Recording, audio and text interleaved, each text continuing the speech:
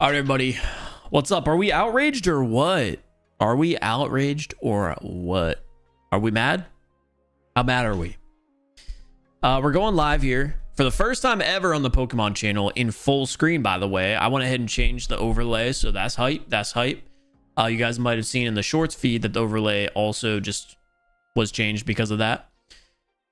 But shorts feed. Our title. What do we think about it? Pokemon Pocket YouTube short stream since TikTok is banned. RIP. Yo, I heard TikTok just got banned. I wonder if it's true. Yeah, you can't sign in now. If you attempt to do it, it just won't work. So I'm attempting right now to download like all my TikTok data. Originally, I wanted to have done this a couple days ago, but somebody, I'm not gonna point fingers or anything, but somebody was lazy. And I don't know who that could have been. But anyway, we're live here. If you guys are watching on the shorts feed and you watch the streams frequently, head on over to the full screen view. This is the first time we're ever doing one of those. What's up, Phoenix? What's up, D? What's my favorite Pokemon? Trico. The goat Trico.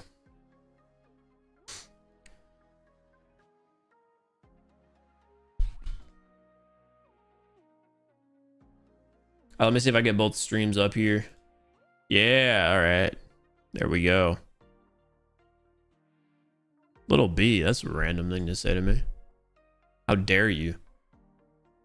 Oh, wait, yeah, my bad. Yeah, Little B was the lazy one, so now I don't have my stuff. Hey, clever thinking. You know what, Aquarius? My bad for almost coming at you there.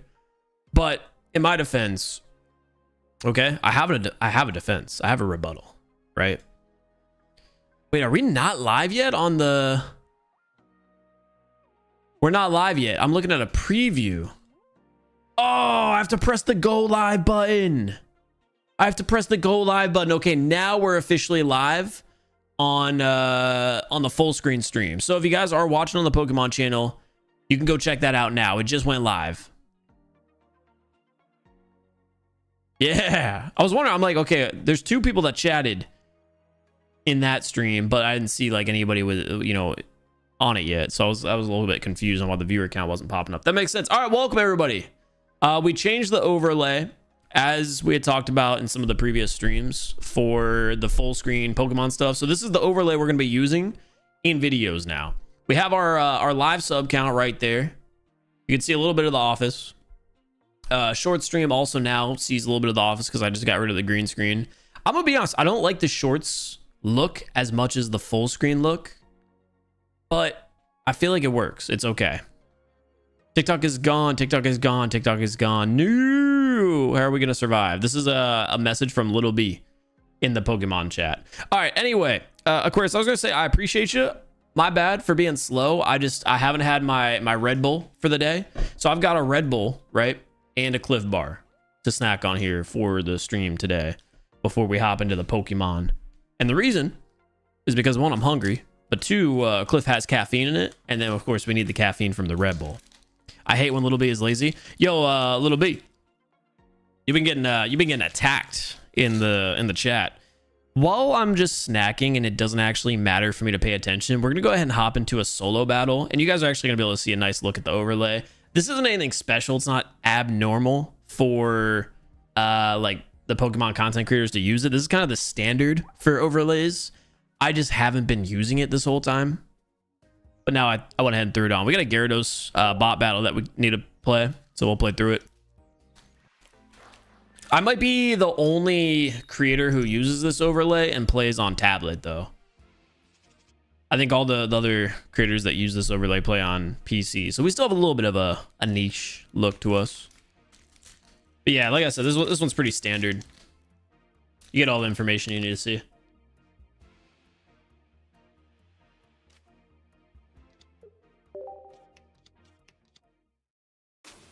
W set up, thank you. Yeah, it looks clean.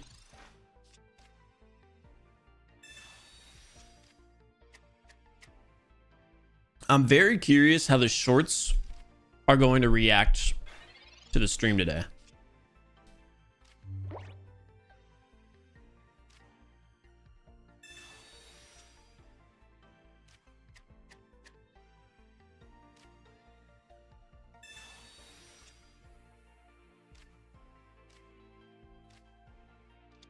Not finding either one of the evolutions there is actually tragic.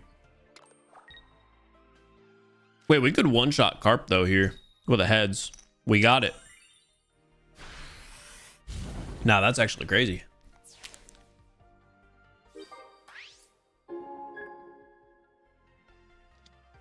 Must be you and Gosley who's this? A lot of people have this layout. But yeah, this is the same. Gosley has the same layout too.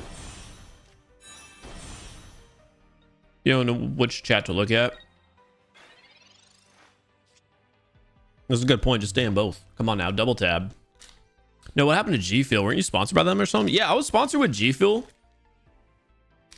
in 2022, maybe 21, 22 or 21. Rapidash deck. Yeah, we're just playing a bot lobby or a bot match right now. As I eat my food and drink my drink, talk to chat for a little bit.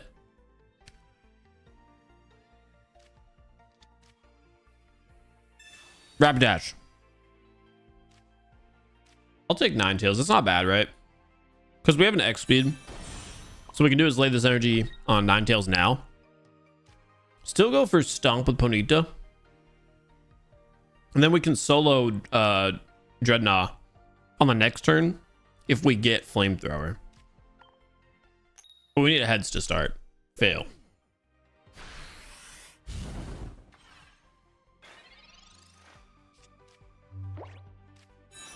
Mod's job just got harder. Yeah, I love making my mods' life more difficult. I hate all my mods.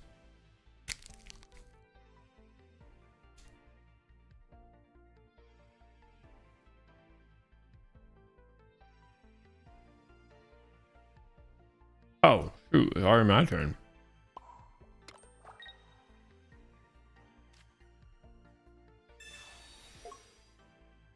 Since we did that 10 damage, we can actually one-shot with Blaine here.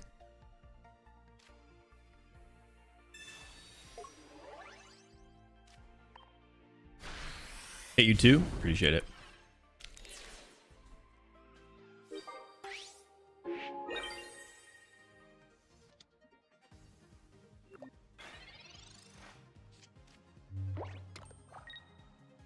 Ooh, let's see if we top deck Blaine.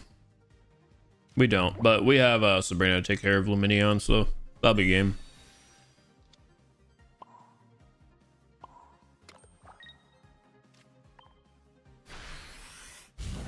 Stacking up our hourglasses, and the reason we're doing that is because of the fact that we have a new pack coming sometime within the next, I'd say, 4 weeks.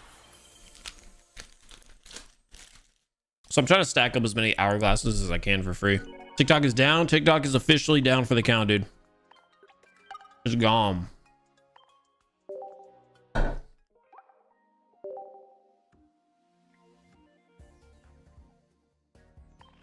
The question here is, what do you guys think is going to take over? You think it's going to be YouTube Shorts or Instagram?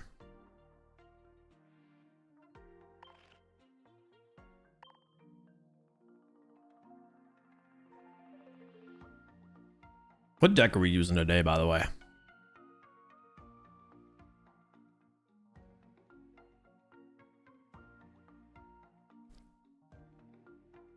Kishana, I appreciate the situational awareness. But yeah, I just... Stream-wise, this is a much better game to stream than COD Bubble.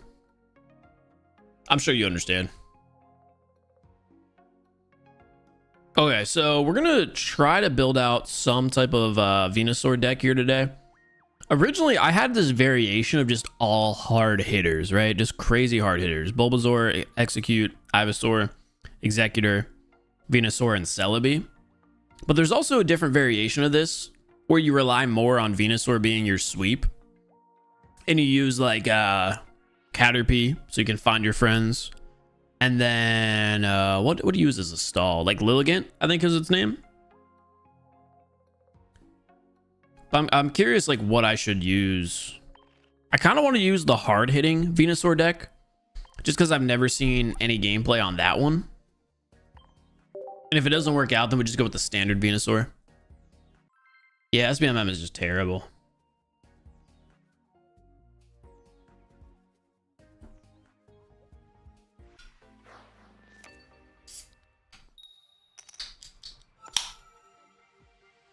By the way, for those who watch the Completionist channel, I'm currently working on the other Dead Rising game. Anyway, let's log it in here. First game with the Venusaur deck. We started off with Execute, which is a great lead for us, especially when we have Bulbasaur ready for the bench. We are going second into a Psychic deck, so it might be not at all what I was expecting. Squirtle Squad is their name, and I actually really appreciate this as someone who recently started watching the Pokemon show.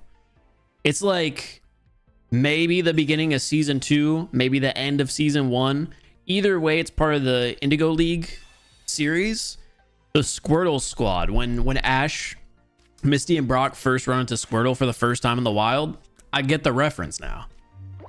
I started watching it recently. Anyway, we got a research here. We're really hoping to see either Venusaur or Executor, and we find neither of them. And I do have the wrong form of Execute here on the front line as well. I need to get the one that does damage rather than the one that we have out on the front line. Regardless, either way, we're not going to be laying the energy down on Execute. We're going to be putting it on Bulbasaur just so we can start getting it stacked up with energy. Since we do have Ivysaur already in another professor's research to potentially find that Venusaur. With only 12 in the deck, you know, it's possible. It's not super likely, but it's a good chance because we're going to be pulling 3 cards on the next turn. All right, we get a refresh here in our deck. There's Executor EX. Found a Pokeball as well. This doesn't necessarily help us, but if we land heads now, we can go ahead and get our first point on the board. I wouldn't say that was a blind red card. It is odd, dude. If only we had Ivysaur now. That's crazy. I wouldn't call that a blind red card, but definitely an odd one. I understand it, though, with how many cards we did have in our hand, regardless. We're going to lay Celebi down here on the bench, only costing 1 energy to retreat, and we still evolve to Executor now, so we can throw the energy on, and if we end up landing heads here, there's going to be major pressure on our opponent. So let's see if we can get that coin flip to go in our favor. It doesn't. Tragic. Tragic. Reels are mainly replacing TikTok. Yeah, makes sense.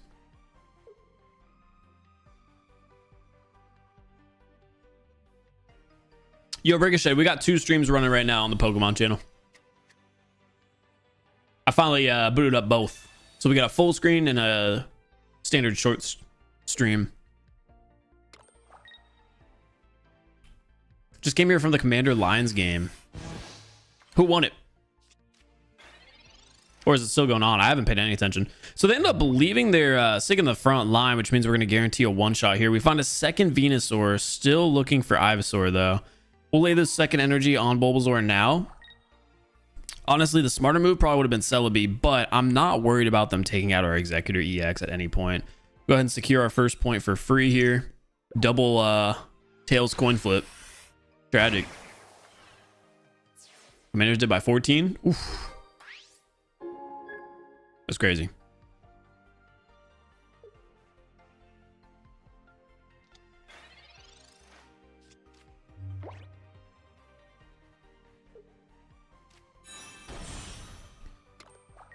They have their Hunter on board. Thing is, with Celebi also being in this deck and already on the bench, it's not something that we really have to worry about. If they do end up getting... I'm blanking on the name. Dude, what is its name? Hold on, blanking. No, what am I going to do? I can't make Groot and Scooby edits. Oh my god, what's she going to do with her free time? What's she going to do with her free time, chat? Can someone help me out here? I'm actually blanking on what Hunter evolves to. Ghastly? No, Ghastly's... It goes Ghastly, Hunter... Gengar. The Gengar. I got it. Jeez, dude. I was like actually blinking. Yo, heads coin flip and that's game. 3 tails in a row to start the stream off. What are we doing here, boys? What are we doing? Hey, Gabby back in the stream. In the vertical or horizontal this time.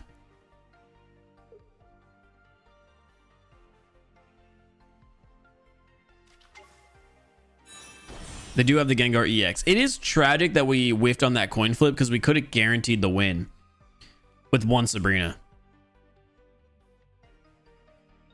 We'll see what they decide to do. If they allow me to get this point for free, then, you know, we just take it. And then we end up using the Sabrina. Looks like they're going to burn through the energy to get that Gengar on the front line. They choose not to, actually. They're just drawing another card. We got the research. See if we can find Ivysaur. We had a nice setup. There's the Erica. There's the Ivysaur. It's perfect. So we evolve there. Drop the energy on Ivysaur. So Venusaur will be up and running by the next turn. I don't see a situation where I ever need to heal Executor.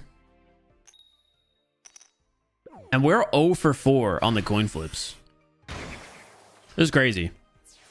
They're going to frontline Gengar, and we could just solo with Venusaur. We could even take the first hit, and we could still solo here. The power of Erica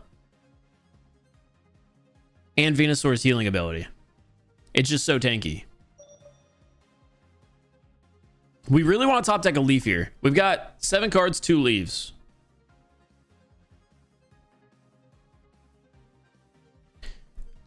Oh yeah, the Gengar does make it so you can't use your supports. That's right. I don't know why I was thinking... it's been a couple of days. I was thinking that... it was freaking... Oh, this is a weird play. Why'd they frontline Ghastly? I was thinking it was the one that... Aerodactyl's passive. Yeah, that's my bad. That's my bad completely.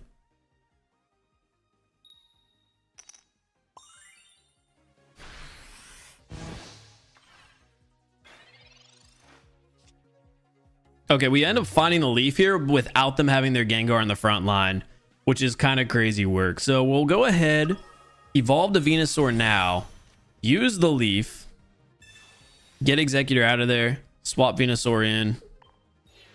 Throw our 4th energy down and guarantee the kill against Hunter. That'll be game. I am really curious to see how this deck actually plays out. I wonder if we should have more retreat abilities.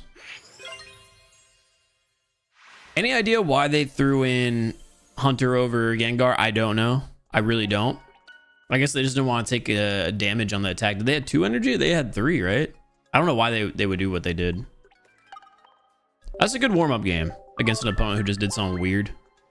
I'll take that. You're leaving. You're a Steelers fan? Hey, enjoy the game. Enjoy the game.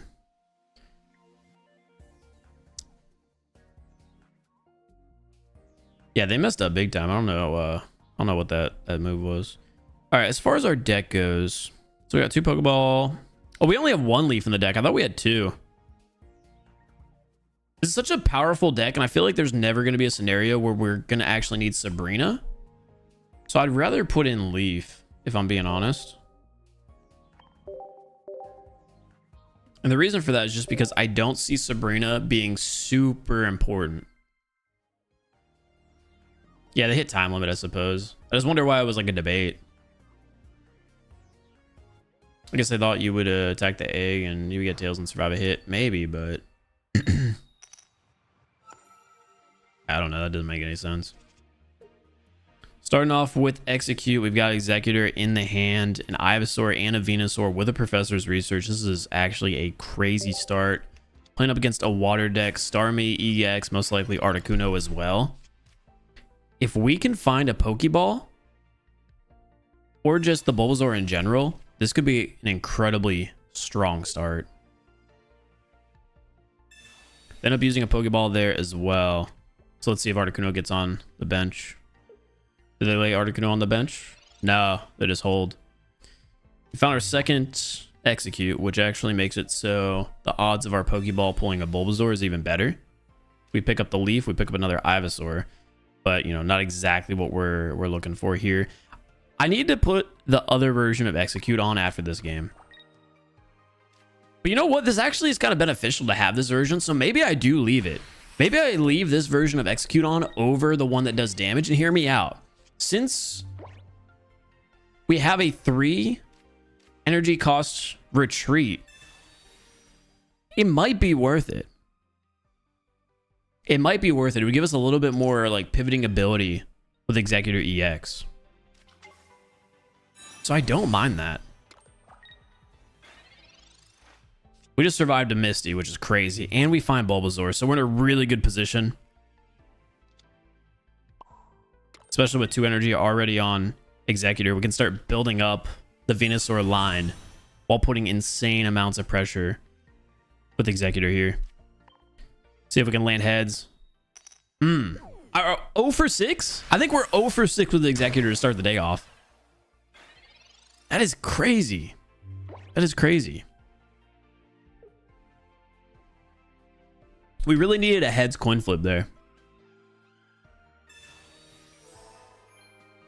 They end up using a potion. We're going to need to find an Erica. This is such a tough battle despite us having Executor, who's just super tanky. We got the research, which means no Erica here this turn. Ivysaur won't be able to survive a hit from Starmie either. But at least once Venusaur is forced onto the front line, it'll have 3 energy and it can start attacking right away. So we're going to have to just sack Executor here.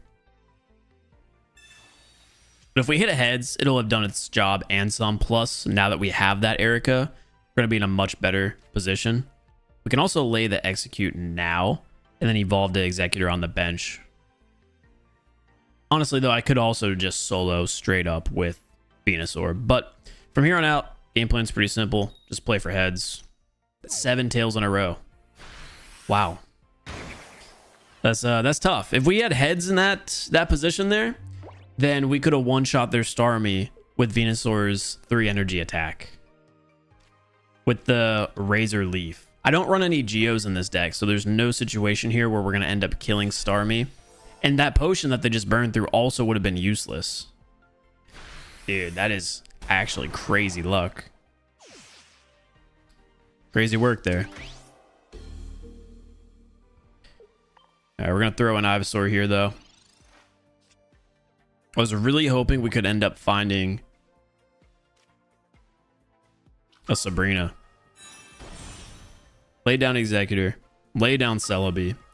And at this point, we're probably just going to have too much HP for our opponent to deal with. And with our Leaf and Erica in hand as well, we have a lot of ability to maneuver around. I don't look forward to fighting a Gyarados, though. I would have loved to see Sabrina for that reason, but we have no other choice right now besides to use Razor Leaf, hit for 60. Guarantee their Starmie dies on the next turn if they keep it in.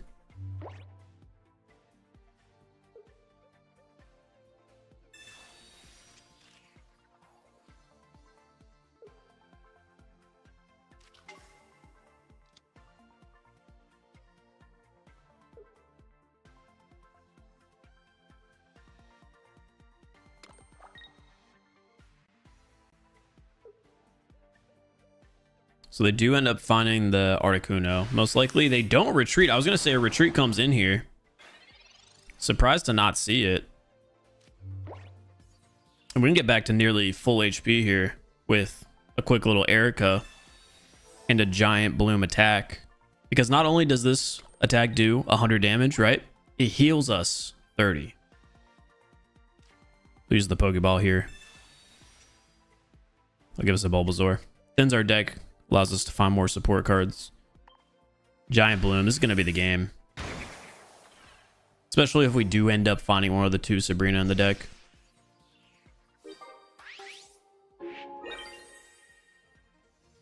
Let's see what their play is. We are very lucky that we ended up dodging that Misty, by the way, early game. We still might have to face a Gyarados. Here comes another Misty.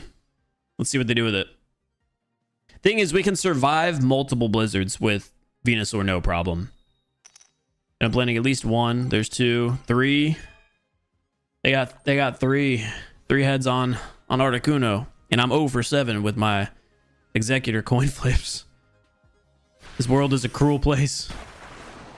It's all right. That does nothing to us. We're gonna be back up to 130 HP on this next turn. We can either throw this energy on Executor or Celebi. We'll just throw it on Celebi for now. Since we do have the Leaf to work with on the next turn. And Giant Bloom. Their only hope is they pull Magikarp into Gyarados here on this next turn. Remove Articuno from the front line. Throw their Gyarados in. The thing is, they don't have any more Misties. so that Gyarados will not be able to attack. And by the time it does, if they do pull it here, we'll be at 160 HP. So it won't be able to one-shot us.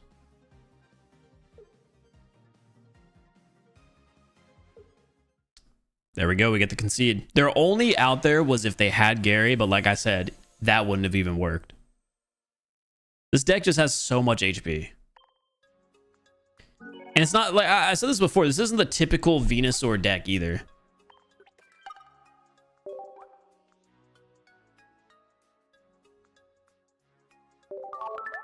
They should add a grass type Pokemon that has a similar ability to Vaporeon. Grass already is very strong though. I don't know if that would be something they should do. The coin luck in this game is nuts. Yeah, we're not having it. We're not having it. Pokézone gives you deck suggestions from tournaments. Pokézone. Yeah, that's how I originally had seen about... Yeah, I can scroll through this. Week 11 report. Maybe we do a video on like the most winning deck. And we do that today. So this is actually a surprising one. It's both surprising and not surprising. I talked about it before. Pikachu EX continues to be one of the most winning decks in tournaments. For week 11, Pikachu EX won 3 of the largest tournaments. And the deck was the same for all 3 of the winners. They had Electabuzz, 2 copies of Blitzel and Zebstrika, 1 Dedenne, 2 Pikachu EX, and 1 Zapdos EX.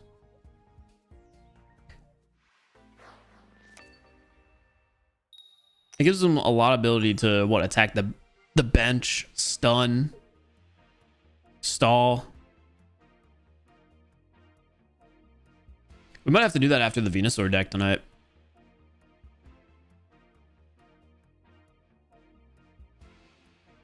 Might have to. All right, we're playing up against a fire... Nope, not fire. We're playing first against a fighting deck. Marshadow lead is not what they want. I am curious how often this deck that we're using today whiffs. Since we don't necessarily have any stall cards. Wow, but what we do have here is the full Bulbasaur line into Venusaur. Looking pretty good. Blender turn there. Marshadow won't be able to attack us for a minute. Yeah, I can show you the deck we're using here after this match.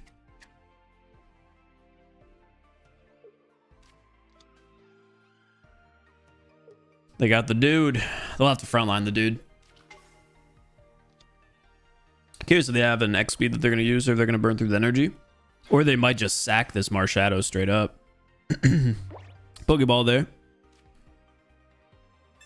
See what we grab. I really don't care what comes out from that.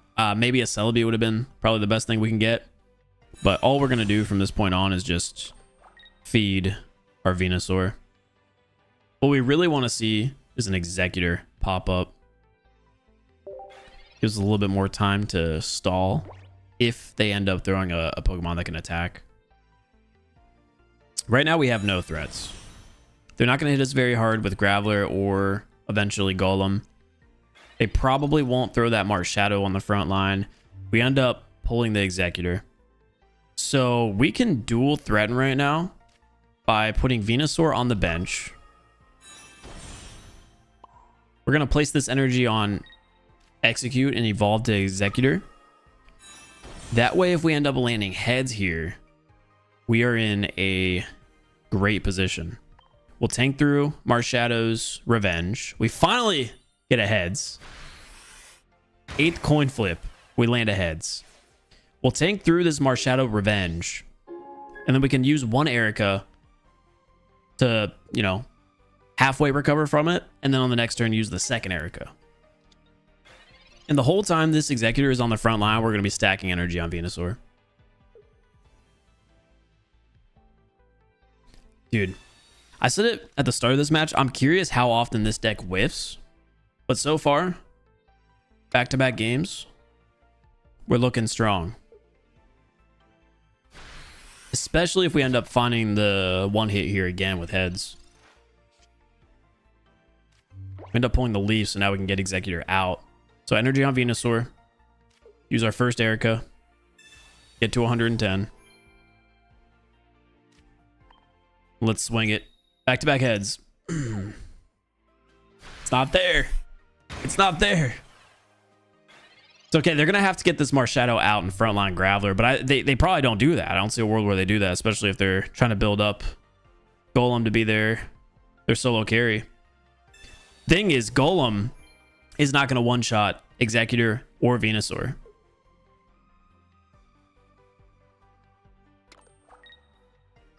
If they have Brock in their hand, they'll have Golem up and ready on the next turn.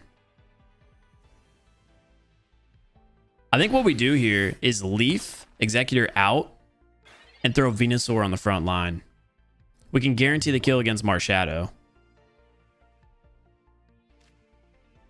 And then on the next turn, we can use the Erica to fully heal Executor. And if for some reason they decide to Sabrina us, I mean, more power to us. We can just do even more damage with Venusaur. Celebi is not going to need to be placed for now, so we'll just use the Razor Leaf. And let's see if they have Golem. If they don't, this game is over.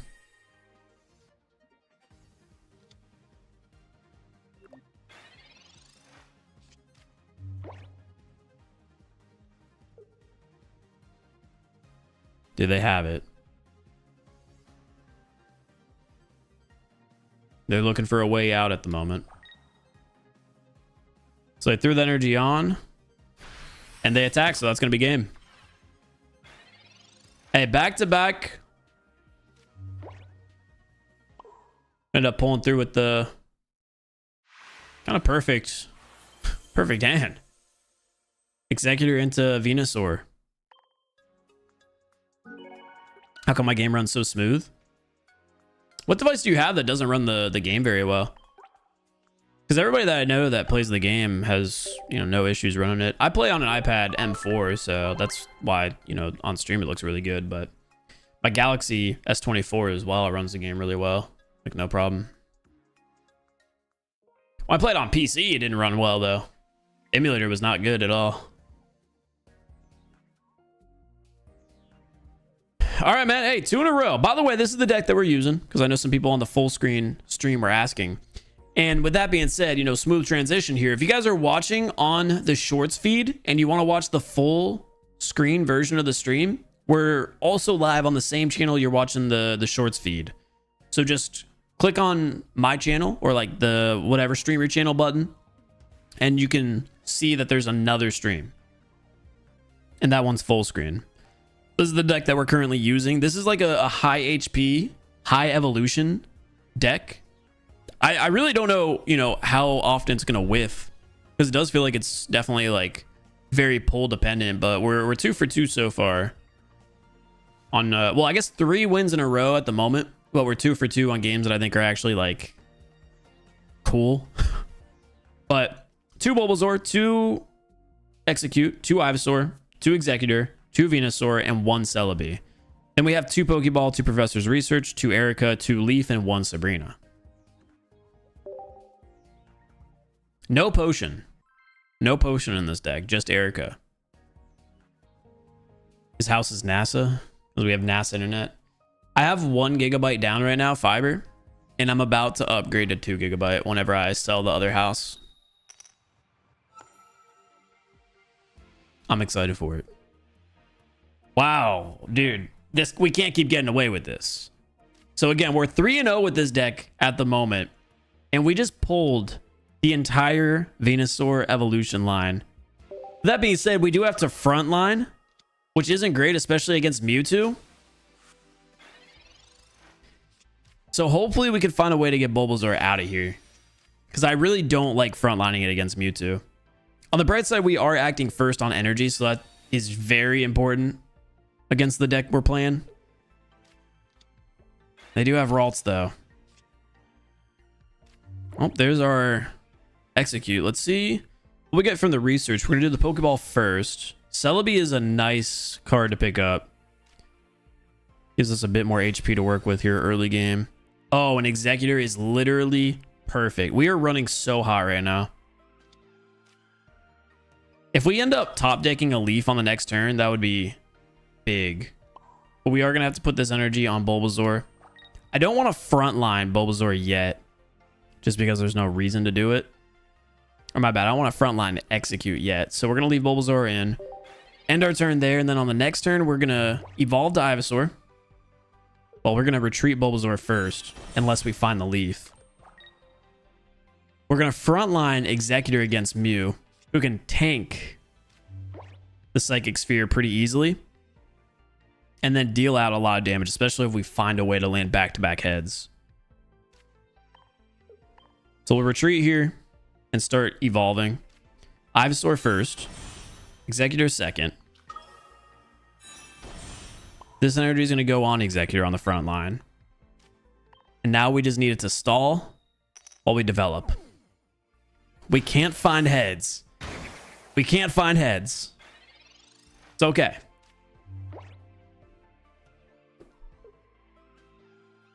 We have so many options here, honestly. We could start loading up Celebi. And in 2 turns, take care of their Mewtwo. Oh, which we absolutely need to do. Yeah, we 100% need to do that now. Let's hope we find Erica here. Oh my god, we have a full reset. They're going to have a Geo in order to kill Executor. We're running so good.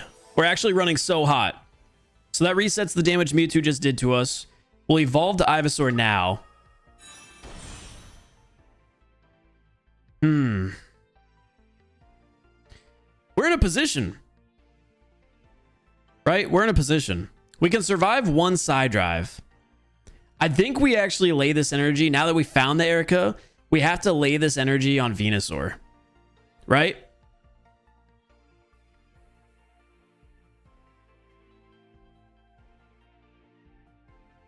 Then again, we can survive 2 turns. Unless they have Erica. Or, my bad, Giovanni. You know what? As badly as I want to put Venusaur in, there's just so many ways. We can go about this either way. I don't think there's a right way to do this. It's risky both ways because Venusaur requires 3 energy and Celebi only requires 2. But Celebi obviously has the factor of coin flips while also hitting harder. I'm going to put the energy here on Celebi, to be honest. And we're going to coin flip with Executor. Hopefully get a heads. Oh, that puts a lot of pressure on their Mewtwo. If they have another Mewtwo in their hand, they'll have to put it down now and frontline it. And that resets us a little bit of time. Let's see if they end up going for the kill against Executor. Huh. Okay, now we're in a tough spot. We can trade 2 points for 2 points. If they want to leave Mewtwo in there, I'll take that fight. I just don't want to trap my Venusaur and have to rely on a Leaf Pull. So it looks like they're going to trade 2 for 2. Thing is, I feel like in that scenario, I'm the one who's more developed. Because their Gardevoir is only going to be hitting us for 60 at a time. Obviously, they could have another Mewtwo. But by then, Venusaur should be strong enough. And there's also a chance we end up finding the Sabrina. So it's going to guarantee our kill here against Mewtwo. And of course, we land heads when it doesn't matter. After a whole bunch of whiffs. But I'm okay. I'm okay. Let's lock it in. Let's see what they lay down next.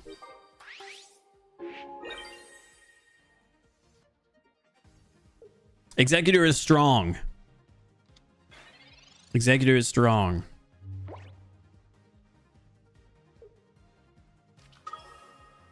Okay, they have a Mew. I don't mind seeing that. I was thinking maybe they lay down a Mew or a Mewtwo. So they're going to leave Guardy out. Frontline Mew, who's just going to get pounded by Executor. Maybe they have Budding Expeditioner. But either way, I think the longer this game goes on, the more it benefits me. Simply for the fact that Venusaur is just going to continue to get more and more power. And once Venusaur is up and ready to go, it's going to be pretty much GG's. Game over. See how hard we hit the Mew here. Heads would be clutch.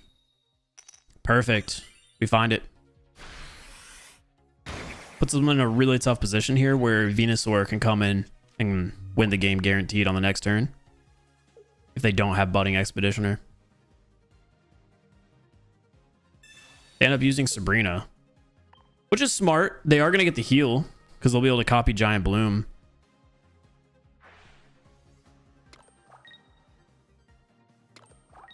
It's the second Sabrina that they used. I don't like the fact, though, that we're going to have to burn through Leaf because I'm not going to have enough to kill them here unless we find the Erica. We don't. So, unfortunately, in this scenario, we're going to have to burn through a little bit of our energy, which is just tragic. We're going to lay this energy on Venusaur now, Leaf out, get Executor back. If we land a heads here on the coin flip, we win the game. If not, well, we'll have to find the second Leaf. But we have plenty of opportunities here. Let's see if we get the coin flip. Ah, we don't. We don't. Now, we don't want to use the Professor Research in that situation because we need to use Leaf. But depending on what our next card is here, we might have to research on the next turn. Thing is, they're going to have to back Mew out of here or the game's over. So they do have Budding Expeditioner. Mew's going to get a full reset.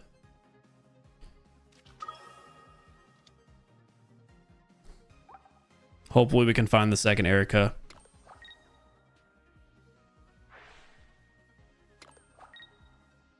They're going to attack with Psyshot here, huh?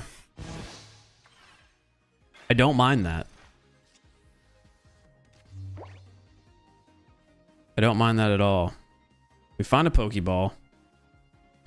We'll use it just to thin our deck a little bit more.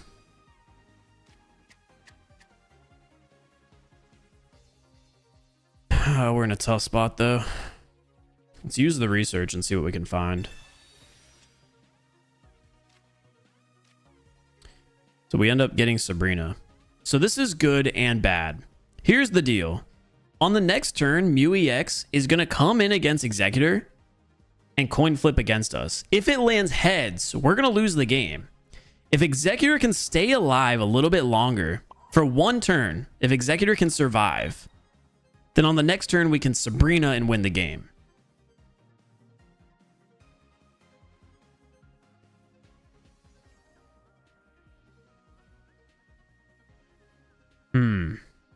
Or not, actually. Because Executor is going to be stuck in the active spot. We need to find Leaf. There's 2 cards left in our deck. We need to find Leaf on the next turn.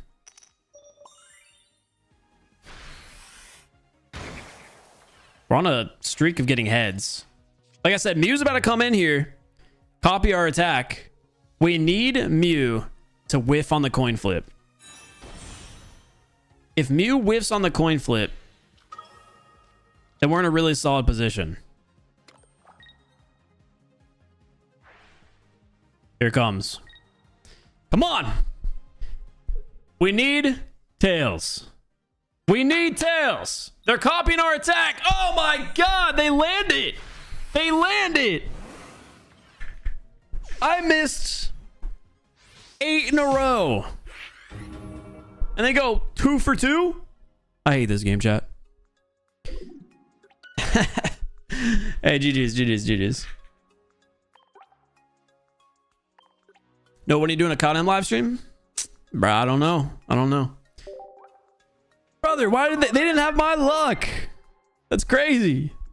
And we missed 8 in a row.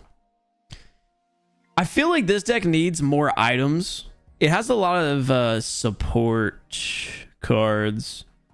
I don't know how I feel about it, man. Maybe replace Celebi. Maybe replace Celebi with like a potion. Ooh. Or just get Executor out of there. Probably. Or we could have run like the typical Venusaur deck. What about just Celebi Executor with no other? Oh, to be honest, yeah, I mean, actually, that is like a very meta deck. That is a very meta deck. That's just tragic. Facts. Pikachu is a weaker strategy than other meta decks, but tops tournaments because of its 25+ win rate against Gyarados. Its margin against Mewtwo is about -7%. It's just so fast. That's why it wins so often.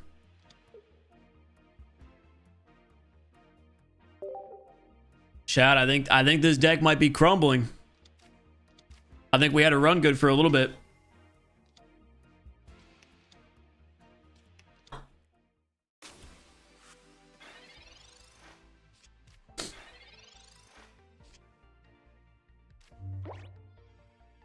Would you rather chew water or chew colors? Colors, what? For sure.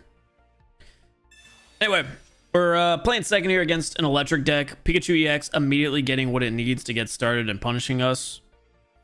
But we do find Celebi.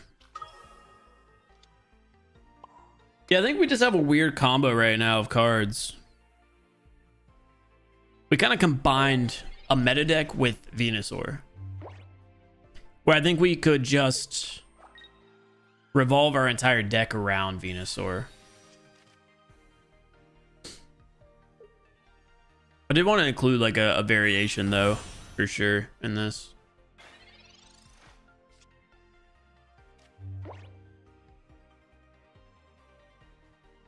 Find Ivysaur there. Well, Pikachu is about to smash us on the next round. So what we're going to do here is just actually put the pressure on immediately, use Leaf, and just start coin flipping against Pikachu. Because it's not going to have the capability of one-shotting Celebi, regardless of how many cards it has. So let's see if we can put some pressure on immediately. I'm okay with that. I'm okay with that.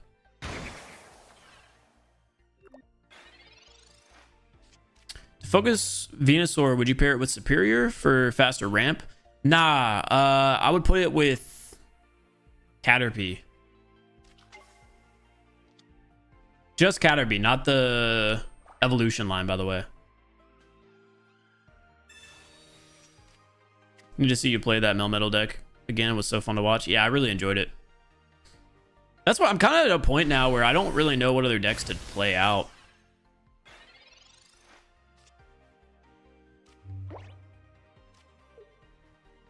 We're gonna use Erica here. This is gonna be a good old Celebi solo game. 3 coin flips, we hit 2. 2 for 3, baby. 2 for 3.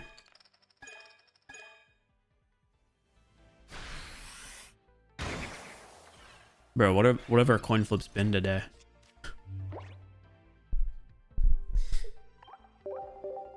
GG's. GG's. Alright, we're gonna change the deck around, I think.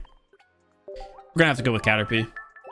I think Caterpie with Lilligant is like kind of what has been deemed the best Venusaur deck, or like one of the most playable Venusaur decks. I just wanted to try to give it a bit more support and see how that went, but I think we'll have to just do kind of the standard what works with Venusaur. So we do 2 Caterpie and then Lilligant. And then because of that, we're not going to need as many leaves, or honestly any leaves, right? Because all of our cards that we're going to need to retreat are going to be 1 energy cost retreats. Is there a world where we're going to need Sabrina? I don't think so. So I might not run Sabrina in this deck, and I just might have 2 X speeds instead. Then again, the X speeds I don't think are going to be very important either. So maybe just 1 X speed. All right, so this is the deck that we've got. I'll review it real fast for you guys. Petalil, right? That's how you say that, Petalil? It's a Pokemon that I didn't really, play with or against at all. Anyway, so we have Caterpie, who is going to be our ideal lead with this deck.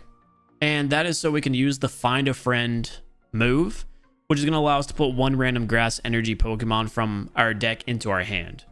So it's going to help us find the evolutions of Bulbasaur, Ivysaur, and Venusaur faster.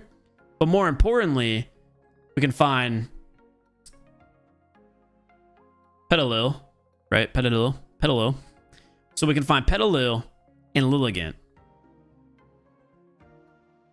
Potions in this strat. I'm not running potions. We could run one potentially instead of the X speed. Dude, we might just say screw Sabrina straight up. Or more importantly, we might just say screw the Pokeballs. I'm down to say no Pokeballs here.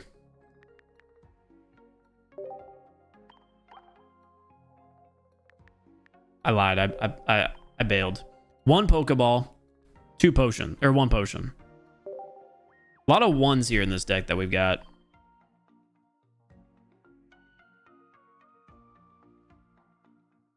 So we'll have 1x speed because most will ever have to retreat once for free. But anyway, what Lilligant does. So like I said, we have Petalil into Lilligant. And the reason it goes Petalil into Lilligant is so that we can have this leaf supply move, which not only does 50 damage to your opponent, but allows you to take energy from your zone and attach it to one of your bench Pokemon. So you can build up Venusaur on the bench and do it twice as fast while still dealing damage.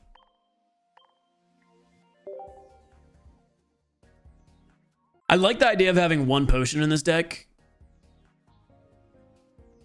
That way we can still heal. Lilligant is so good. Yeah, just a stage 1 evolution as well.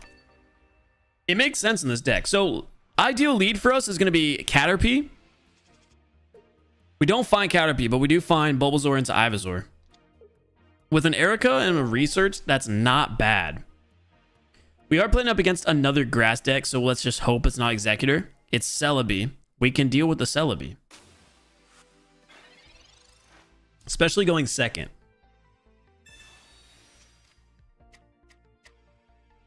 It's definitely a scary deck because it can ramp up and deal so much damage so quickly. So we'll see how it plays out for them. On a Sabrina, we're not going to be playing that at any point, though. Start off with the research. See if we can get Venusaur immediately. We can. We can. Okay, so we're very organically going to be building up Venusaur at the moment. Unless we find any other reason not to, we're just frontlining the evolution tree.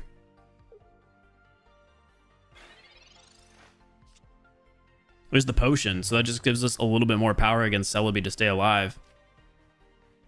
Only 90 HP with Ivysaur, but once we get the Venusaur, we'll be dealing 60 damage per turn, and we'll be tanky. So Celebi needs to land double heads here. That's a given, right? What I'm going to end up doing is actually using the Sabrina now to ideally prevent this Celebi, who has 1 energy, from attacking us on the next turn. So hopefully that allows us to stall one more turn without taking any damage. And if it does, we'll be in a really good position. Because we'll be able to deal 60, and we'll have 190 HP, plus Erica, plus Potion. And I think it's just going to be GG against the Celebi deck. Them not having Snivy on the bench right now means they're just not going to have enough power to deal with us. Let's see if they found the X speed. They have Leaf. So they're going to burn through the Leaf. We just need to dodge the double heads. We've had incredibly bad coin flip luck all day today. It's a brand new deck, brand new set of games. They don't do it to us. They don't do it to us. We live. I got a little worried. It's fine. It's fine. We can take that 50, no problem. Venusaur is going to be up and running. We have the research. And here's the thing. We are going to use the Erica now. Because we can't use Giant Bloom But on the next turn, if we get hit for a 50 again or any other amount of damage, the potion plus our attack is going to be another 50 heal.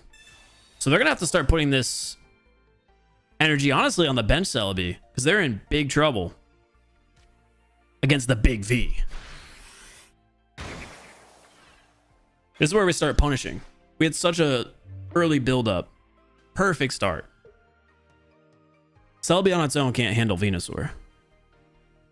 Let's see what their play is. Because at this point, they can land all of their coin flips. We're going to stay alive. And before they can coin flip us again with Celebi, we'll be able to kill it. And we'll be healed. They find Snivy. But again, I think that's just going to be a little too late. That Erica is big for them. So hold on. It's going to make things interesting. They're finding the cards they need here. And they find the 3 heads. Oh, God. Okay. Everything I was talking about, it's looking kind of bad now. It's looking kind of bad now. We top deck the Erica, though. You know what? We needed that. They got lucky. We got a little bit of luck as well. So we can also potion. Throw this energy down and heal 30 more HP with our attack. So we just came back up 100 HP after getting attacked by 3 heads in a row. Now don't do it again. Don't do it again. 3 heads kills us here. They have no way of keeping Celebi alive on this turn, though.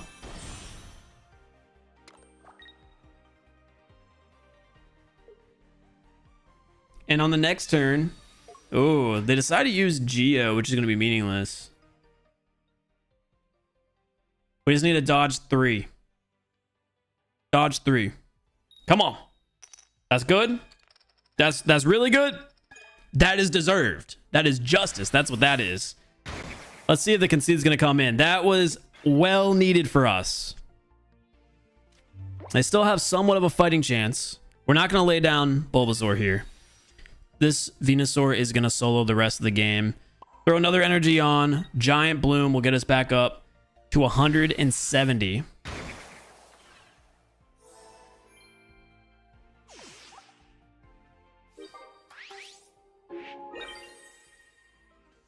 We're practically full HP. I assume they have Superior. So they're going to be coming after us with 2 coin flips.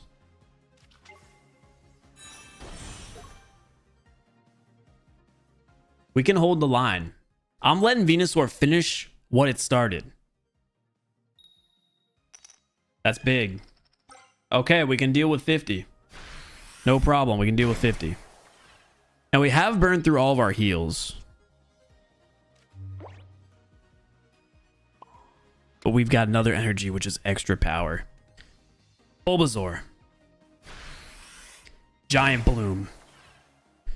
We're going to have 150 HP. They're going to have to go 3 for 4 to shut us down. The odds are in our favor. Right here, right now. Let's see if Venusaur can hold the front line.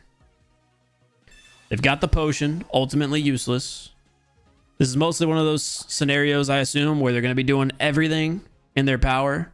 And if they don't win the game here, they can see before we attack back. Come on, baby. Venusaur, hold the line. One more. No, Venusaur. No way. Venusaur. You were the chosen one!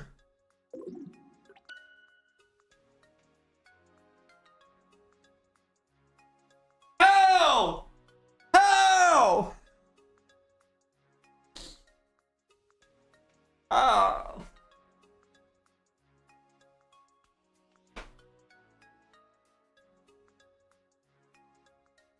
Oh, Venusaur.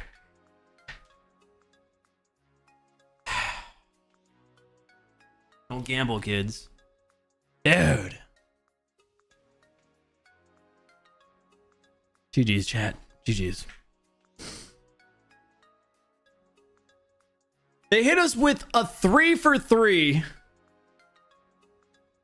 and a 3 for 4 in the same game. That's crazy. Run it back. That was our first game with this deck, though, and we literally did nothing but solo Venusaur. Dude, I can't believe it. They started off with the tails, too. They started off with the tails, chat. We were so good. We were so good. Nah, he was gambling, leaving the Vena in. He could have won, so let's be real. He had G. Bro, Venusaur had that. You try a steel deck? Yeah, I would love to, but I think right now the only usable one is Melmetal. Just got a God pack. I might have some packs to open. Wait, no way. We're going up against a grass deck again here. I don't want to actually lead with Bulbasaur. I'd rather lead with Petillo. Petillo? Petillo? Is that how you say it? So we're playing up against a grass deck. We're going first this time, and they already laid 3 cards down. So we're going to lead with Petillo. Put in Bulbasaur. Petillo. Why do I always say Petillo? Petillo. And let's see if it's another Celebi deck. No, what? Is it a poison grass deck? Well, we got 2 Venusaur. All we need is Ivy. There's our Caterpie. If we could find an X speed, frontlining Caterpie here could be great, especially if they don't have the big egg.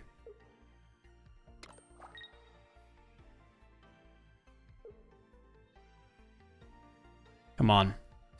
No big egg. No big egg.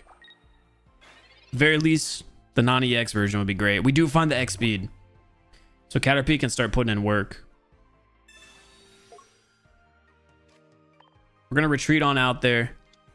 Start finding friends. We've got only Bulbasaur, Ivysaur, 1 Petilil, and 2 Lilligant in the deck. And 1 Caterpie that I forgot about. I think we only need 1 Caterpie in this deck. I forgot that we run 2. That is the only card that we didn't need to pull. They're at 3 energy already. I gotta assume it's the non-EX Executor. We're gonna lay down Ivysaur. This is big. We had found it organically. So let's hope for a Lilligant here. We got it. So I definitely could have put that energy on Lilligant and had it ready to go on the next turn. Would have 100% been the better move, because then Ivysaur could have also been getting stacked up on the bench. We should have played for the Lilligant. Then again, throwing our energy down was because of the guaranteed Venusaur.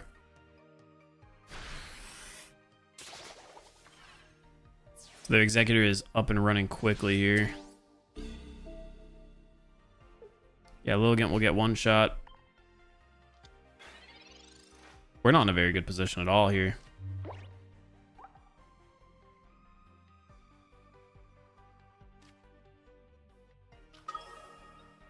We are not in a good position at all.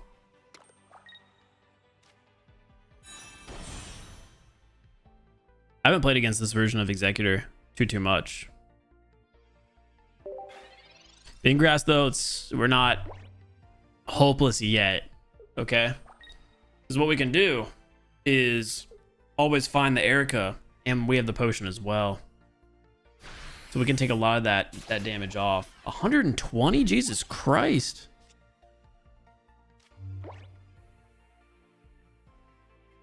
Oh, it's energy. It's energy. Like I said, I haven't played against this Executor too much. Yeah, we're cooked. They got us already. Oh, we found Erica. Doesn't matter though. Shit, that was crazy. That was a fast game. We got robbed of a game, and then we just straight up suck in a different game. Not a hot start for Venusaur so far. Y'all ready for A2 expansion? Facts. Oh yeah, so I have a card to open. I have 2 packs to open here. We're still hunting Gary. I'll do another Gyarados gameplay if we can find Gary here. Chat, how long until we... Your deck would have won, just had to know to put Lilligant without any energy to tank. It still would have died, though, in 2 turns. We have something here.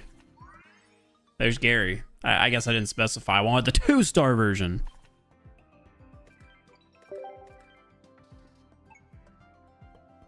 Should have specified. Hey Noah, do you know of a deck that uses 2 Weezing with 2 Koga and 2 Mew with 2 Budding Expeditioners? And something else that would work? The poison deck that I did a video on does have Mew in it. It's not 2 and 2. We have some type of hit here, chat. I'm feeling gold today. The 1-star.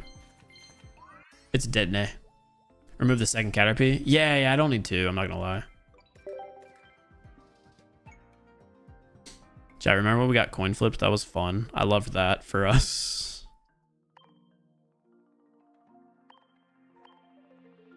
Don't need to find our friends.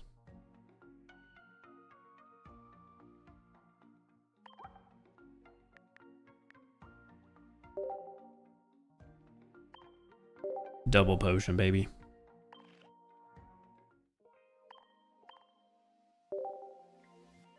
It'll probably take me a minute before we're like cooking with this deck, though. It usually takes like an hour of playing with the deck, and then we start kind of rolling. You have 1 Gyarados EX. Hey, take that one I just pulled. I don't need it. That's all yours.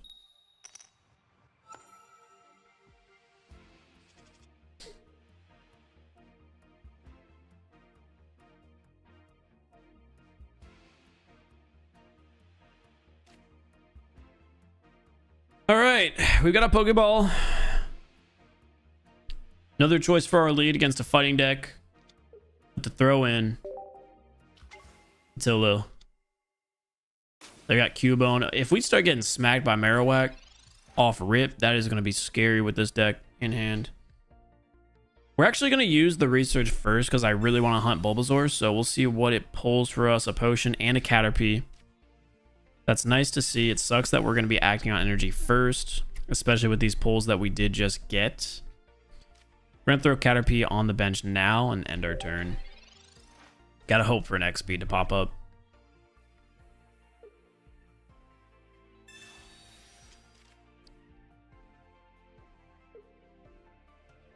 End up using the research. We've got the Geodude. This is a Marowak Golem deck. This is a fun one, actually. I would be so down to use this deck. End up top decking an Erica, which isn't going to do anything for us.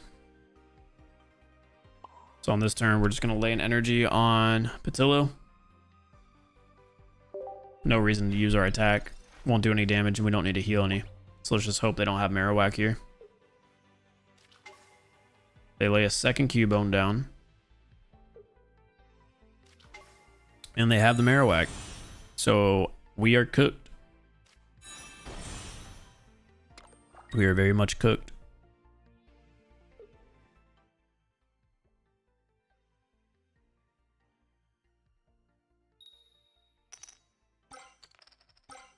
$160 damage, turn 3. I had 1 energy. I don't think there's any way out of this.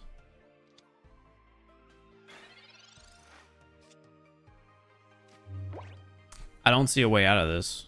We've got Caterpie. We find the Bulbasaur, but it's just going to be too late here. We're not going to be able to get active and get moving. Unless we find a way to just dodge both coin flips again. We're just so far behind. That Marowak can just do so much damage so fast. Yeah, we're drinking a Red Bull at this hour, baby.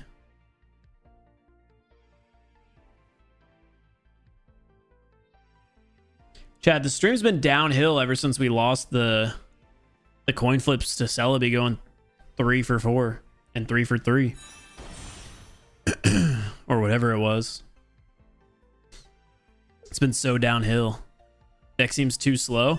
Dog, it's the second energy turn. They were just, this is a relatively good pull. It's just the other guy literally had everything perfect immediately. Marowak turn 2 for them. Landing double heads is unbeatable. There's no card ever that can beat it. 160 damage one-shots every card in the game that could be developed at that point. We could start off with Mewtwo, Celebi, Pikachu, even Gyarados. All of them would have crumbled. It's unfortunate. I'm gonna have to play this deck because this seems like a more enjoyable deck to play than what I'm playing right now. Marowak, Golem, Marshadow. That does seem like a fun deck, actually. And we're basically cooked here unless Venusaur can find a way to carry us through. We do have a potion in an Erica, so it's possible. It's unlikely, but it's possible. They already have 2 points down, so we're gonna have to rely on Venusaur to do everything.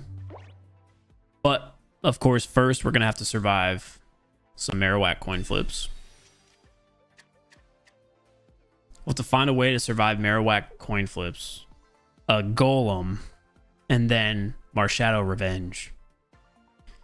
If we somehow find a way to win this game, it's all going to be from our healing. We've got 2 potions. We've got an Erica. If we could find the second Erica, maybe we'll be all right. It's a relatively fast evolution tree for us, but again, the deck we're playing is just so much faster. That's good. That means we survive a turn. Would have loved the double tails to even things out for us. But we can erase that damage. We could even use the Sabrina here and guarantee a point. So we only have to go against 1 EX card to get the win after that. Because I don't see a world where they would decide to throw in Golem. So let's do the Sabrina. If they throw in Golem, more power to us. Because we can get it very weak and not have to deal with it. Come on. They end up sacking the Marshadow. Well, I guess not yet. May have jumped the gun a little early there. Oh, what a... Yeah, I genuinely jumped the gun early there. So we're only going to be doing 60 damage.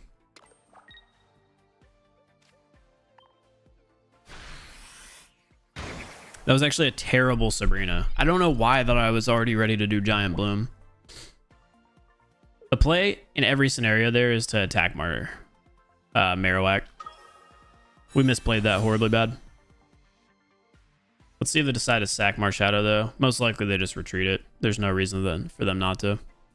That was a terrible play. I just want everybody to know that was a terrible play. No world should I have ever Sabrina'd.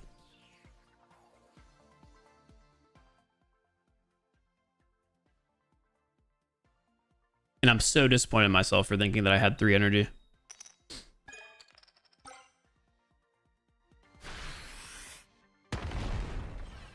Really sucks there. We do have the Erica though, so we can even recover from this misplay.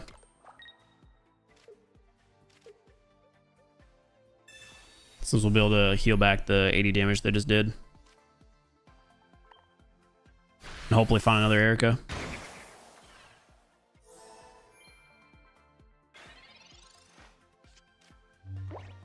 Terrible plays happen. Luckily, it's just a game meant to be fun. Yeah, no, I know.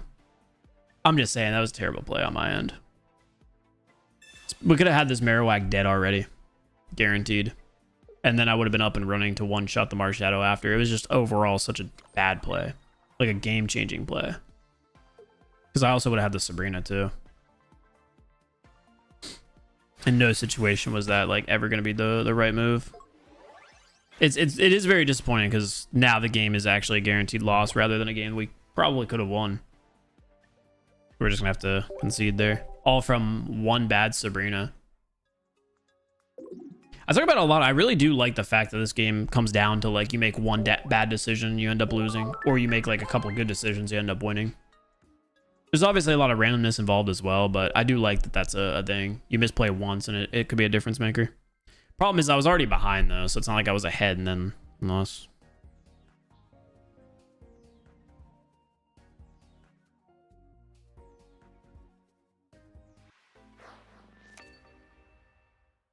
agreed. You basically got to play perfect. Yeah.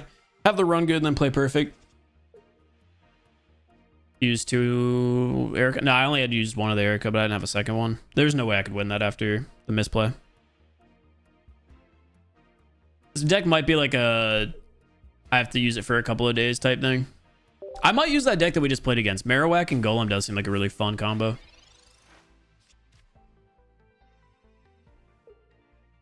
Especially when you have Marshadow in it as well, because it's very low energy cards. Don't turn 1 me. Oh, they landed. Oh, they didn't. It took a while. I thought they turned 1 me there. Thought they were doing it to me. Let's use the Pokeball. Patello. Professor's Research.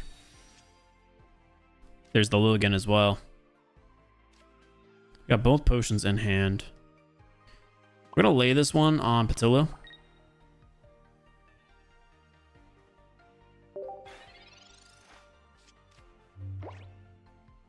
And play for the Professor's Research X speed. Yeah, the TikTok ban is official. What's 6657 stand for? That's our sub count. It's our active sub count right now. It is kind of wild that this channel is almost already at 10K.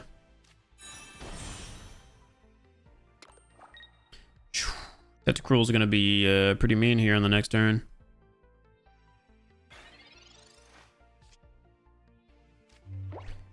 End up finding another Patillo. We'll use the research. Let's see if we can get the X speed. Dude, that's so clutch that we just found that. That puts us in a really good position. So now we can X speed Bulbasaur out, put Lilligant on the front line, and start building up Ivysaur from the bench. So we lay this energy down on Lilligant so we can use Leaf Supply. We'll not only be dealing 50 damage to Tentacruel, but like I said, also build up our Venusaur. Now all we need is to just not whiff on Venusaur, and we're in a really good spot. Obviously, we don't want to run Geo in this deck, so it is going to take 3 hits to deal with the Tentacruel, which we're not going to be able to do. But Ivysaur can do more than just clean up. And we do have the potions. So we should be able to hold on to our life for a while.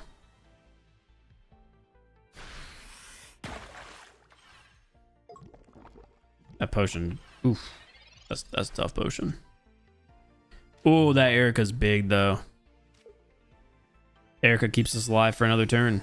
We don't have to burn through both potions. And again, we can continue to build up Ivysaur on the bench.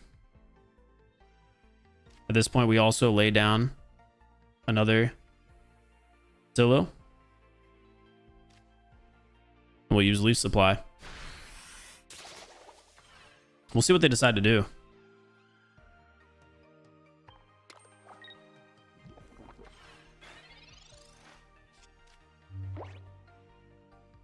So we're hoping to have our opponents weak enough that once we get to Venusaur, we can solo the rest of the game.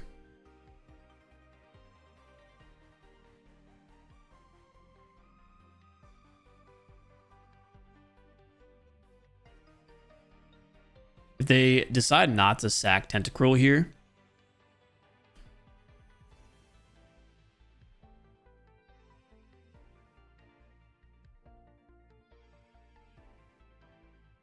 let's see what they do. They have Frogadier already. So we'll have to try to keep this Lilligant somewhat healthy, so it's not able to get one hit by a Greninja.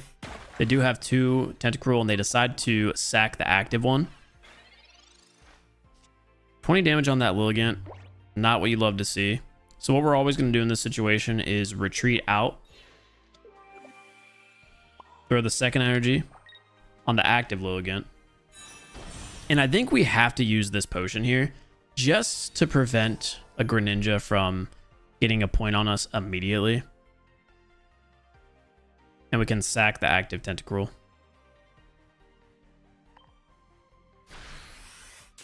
And we're also going to throw this energy on Ivysaur.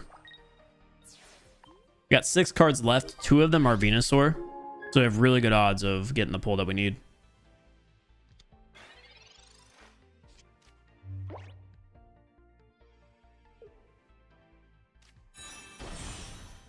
there's Greninja. Like I said, I want to try to prevent them from getting that point on Lilligant. They may attack the active one. They decide to Misty here, which I think is a very odd play. Neither one of these cards feel like a Misty card. End up whiffing on it. Maybe so they could attack with Greninja on the next turn. I'm not sure why they decided to Misty there. And then they just left the game.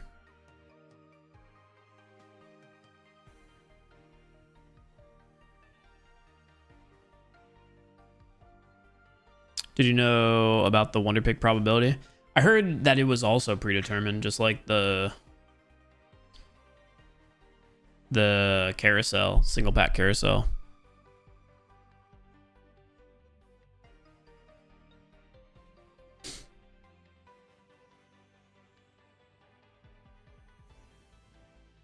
So annoying when people walk away. Yeah, I think they just gave up.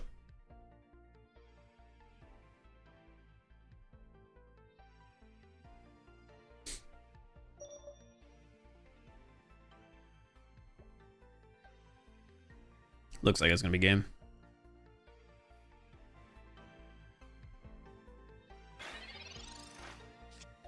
Yeah, we did find the Venusaur there as well, so we're in a really good position to solo the rest of the round.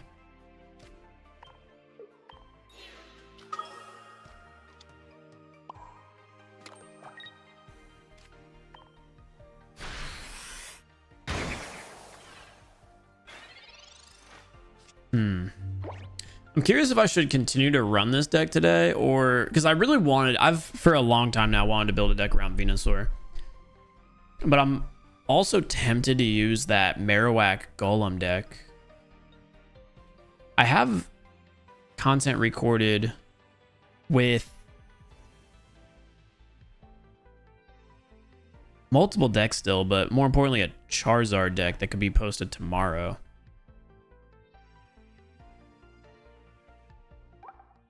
Yeah, GG's. Probably just annoyed that we continue to heal multiple times.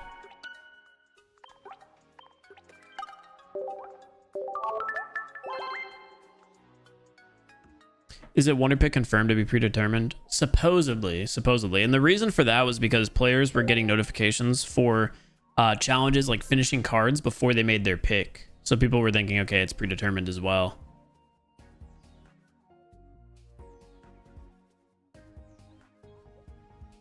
Which is interesting. A Charizard deck would be cool. Yeah, we did a video on it. Dude, I loved the Charizard deck. It was a lot of fun. Caterpie start. This is the first time we've seen this here. We're going first against a steel type deck. Is this Melmetal? I don't think I've played against Melmetal in a month. This is the exact Melmetal deck that I typically use. Mawile and Melton start. Going first with energy for them is big for Melton. That's going to put a lot of pressure on us. So we need to find Bulbasaur here right now, since we do have the ability to evolve first. We're going to end up whiffing on that, but we do find Patillo, which can at least have us build up Bulbasaur a bit quicker. Thing is, their Melmetal, once he gets going, is going to be extremely deadly. I don't think there's any point we throw energy on Caterpie here. I think we're going to have to organically find Bulbasaur. They end up red carding us there. It's unfortunate because we had Ivysaur and Venusaur, but it gives us an opportunity here to find Bulbasaur. Oh, that's perfect. Because we continue to hold the Lilligant now. Still a scary position to be at against a Melmetal deck that already has 2 energy on a lead Melton. It's odd that they run red card there. We'll use the research. We need Ivysaur. Not going to find it. Honestly, it would have been really nice there as well as the X speed. So we could already lead with Lilligant. I say in this scenario now, we're going to find a friend. I want to lay this energy on Lilligant. But we need to start finding our Ivysaur and Venusaur now that we don't have it again. Able to pick up Venusaur.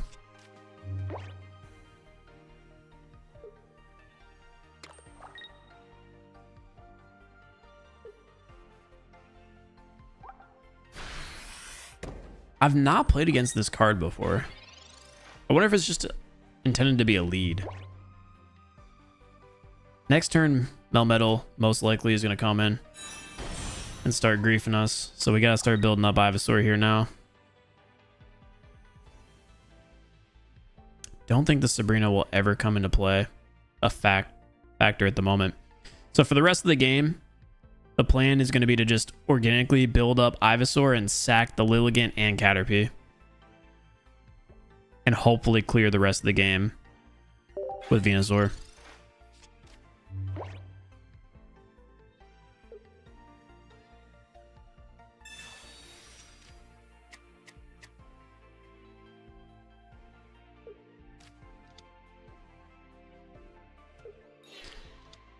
Wow. So everything I was saying was based on the fact that they had Melmetal already in their hand. It seems like they don't. Not playing Bisharp. Which again is a card I've never seen played against me before. A variation. They have Metal Claw does 70 for 90.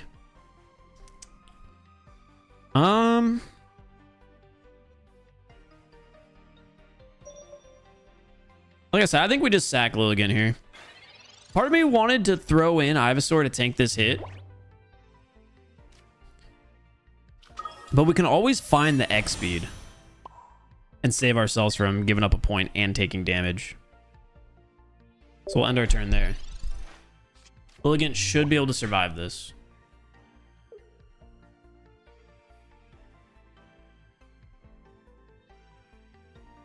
How many cards do they have left? 8. They hit us with the Sabrina. Which is fine, because like I said, Venusaur can tank this hit and be healthy. I just was attempting to avoid it if possible. Because having 2 points against us wouldn't really make that big of a difference. With Venusaur being our main carry. And we did end up finding the XP too, so we would have been in such a good position. Regardless, we can always use the potion here. Get rid of some of that damage against us.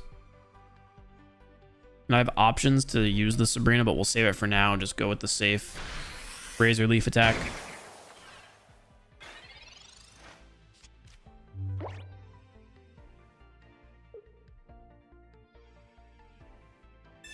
They're going to X speed out of there. Let's see if they frontline Melton. If they do, that means we're in trouble. It means they have Melmetal now. And Melmetal is going to be hitting us for a very painful 120. So we need to find one of our Ericas now that have a fighting chance of staying alive. We do so. Don't we still get hit for 120 and lose? Yeah. All right, I'm going to go to the bathroom. GG's.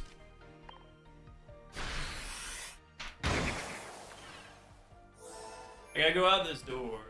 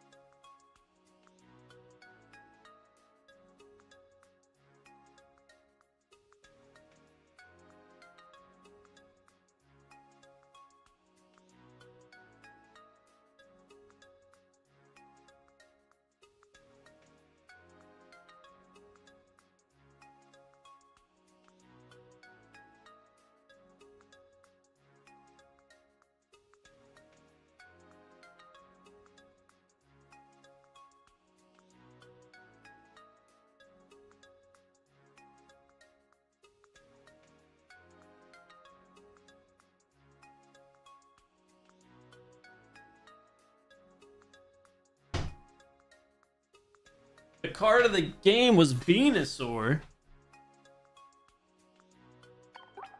What are we talking about right now?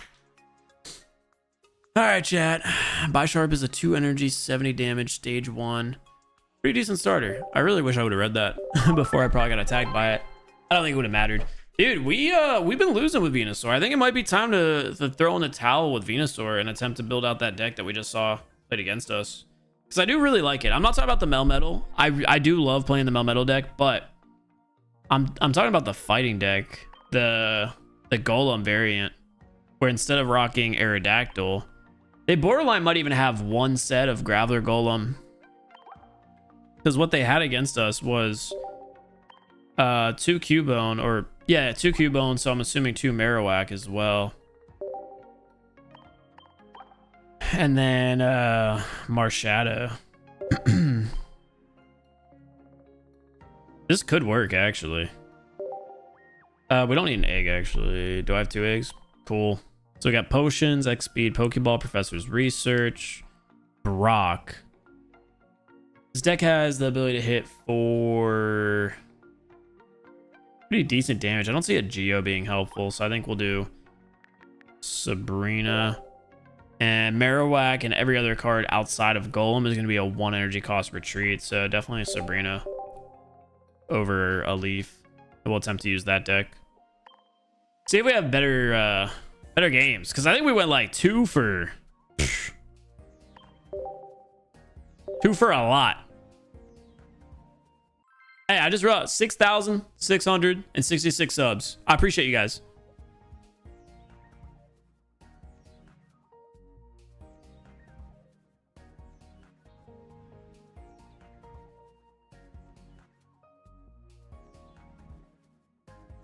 Thank you.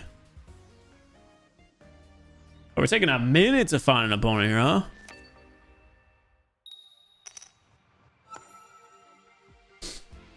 Taking a minute. Curse sub count. Nah, there's 1 extra 6. Hey, y'all boosted it up 2 more, so it doesn't matter. Right, I need a haircut so bad. Hey, you know what? We're 1-0 with this deck. We're 1-0 with this deck already. Look at that. Needed that. Appreciate your content. Glad the algorithm suggested you. Thank you, Wolf. I appreciate it. Yeah, TikTok got banned today. Oh, we went back down. We went back down. By the way, if you guys are watching in the shorts feed right now, I did want to just mention that we are doing a horizontal stream for the first time ever on this channel. So if you want to check it out, it is currently available.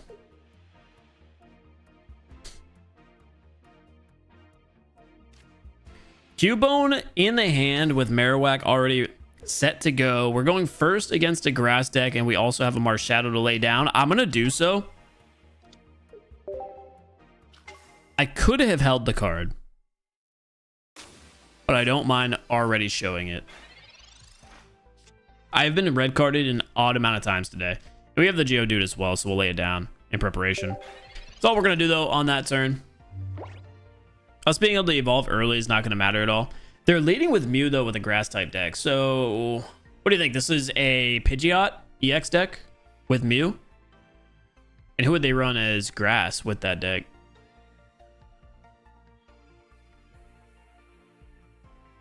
Loki, it could be Executor EX. Start running Ditto. See, the thing about Ditto is I really wanted to make a copycat deck with Mew EX and Ditto. But Ditto is terrible. Ditto is a horrible card because it requires you to have the same amount of energy and the same type of energy as the card you're copying. Oh, it's a Venusaur Mew deck. Okay, so Venusaur as the sweep. Mew to add some consistency, and Drud to stall is the deck that they're playing right now. Honestly, our deck is a really good counter because this is a quick deck to get going with a sweep Golem. We're going to use our research here, and on the next turn, we have the potential to one-shot their Mew if they keep it in the lead spot. So most likely, we see a retreat here, whether that be through an X-Speed, Leaf, or just burning an energy, and they frontline Drud. I just don't see a world, though, where they keep Mew in. They might be doing so unless they have some type of retreat card. Budding Expeditioner, that makes sense. And of course, they are going to frontline Dread there. It's funny, we swap from a Venusaur deck and we immediately play against one. I could actually put them in a really tough spot here if we find a double heads. They did burn through one of their Budding Expeditioners, so I think we go for the Sabrina play. There's no world where they throw Ivysaur in, and if they do, cool. But I figured they would play Mew. So our plan? Roll the double heads. I seen it against me. Let's see if we can do it. We got it. Oh, we got it. Marowak EX with the clean sweep against Mew. That's 2 points on the board quickly. And they don't have the big grass turtle looking dude ready to go yet. Question is it in hand? If it's in hand, they can deal 60 with 190 HP right now. We don't see it played. So Ivysaur is still sitting there. We're going to use our research and our Pokeball. Get ourselves another Cubone secured.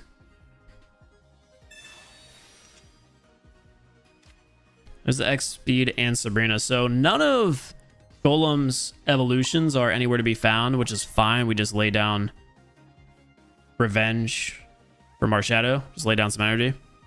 And we could even start working up another Cubone into a Marowak. But that being said, the game is over if we can find a double heads. We find one, which still puts us in a really good spot because on the next turn, we can pull Marowak out and put Marshadow in on the front line. That is if they don't have Venusaur here. And even if they do, we have the Sabrina to work with. And they end up conceding, so they must have not found Venusaur. At game number 1 with the deck, that was smooth, dude. Marowak coin flips, they came in clutch. Dude, killing that Mew there that early was insane.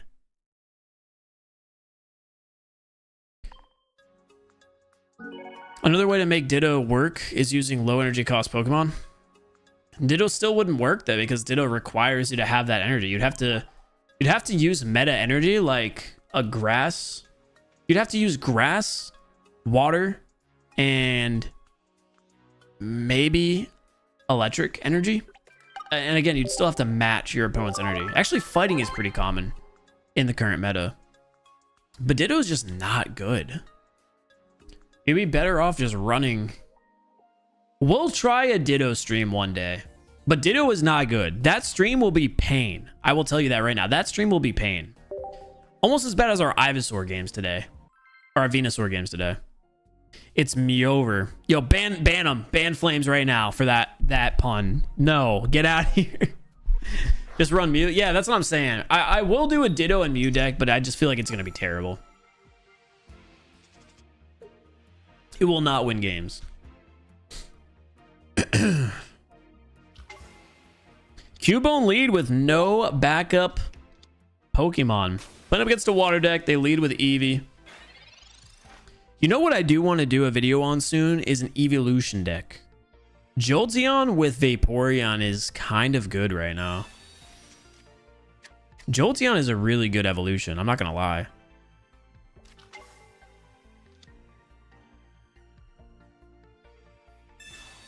Hey, Mackenzie, I appreciate it. A little chat tot action. Nah, I don't think we need a chat tot with this deck that we're using. Because this one's just really quick at getting up and running. See what the Pokeball gets us. Looking for a Geodude or a Marshadow. That's fine too. Yeah, honestly, I don't mind the Marshadow there. Since we are acting first on energy, we can kind of immediately threaten if they decide to go after our Cubone. And if we end up finding the Marowak, we only need that 1 energy on Marshadow for it to be a threat. So we could just load more energy on Cubone and eventually get it going.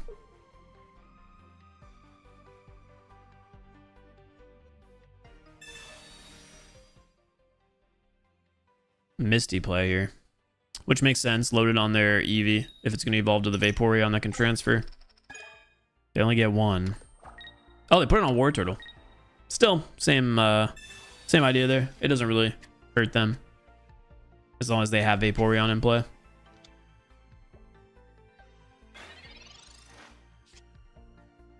We have a research. Let's see if we can find Marowak. There's 2 in the deck. There it is. A full art and a Pokeball. Pulls us another Cubone. We're going to lay down for Marowak. My bad. We're going to lay down for Marshadow protection from a Sabrina as well. I don't see a scenario where we don't evolve here, so we're going to do so immediately. We'll end our turn there. So right now we're threatening a lot of HP. Omega, you're good. I didn't even notice.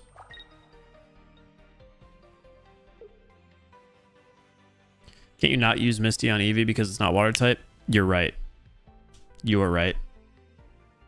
They have Blastoise EX up and running immediately. Woo. Okay, this is scary. It got scary. And they hit us with the Stall Sabrina. So we need to find the X speed. Because we're in a scary position. No dude, but we have the Graveler and Golem. Hopefully they don't hit us with the double Sabrina. I can deal with them taking down Cubone. That is fine. And again, I'm gonna die. I will be dead. I have no way of dealing with this Blastoise without them killing Cubone. We could be nice, sitting nice here, right? If they decide to put in Blastoise on this turn, kill Cubone, because we'll do 100 damage with Marshadow, and as long as they don't have a potion, it's a 50-50 if Marowak can clean up.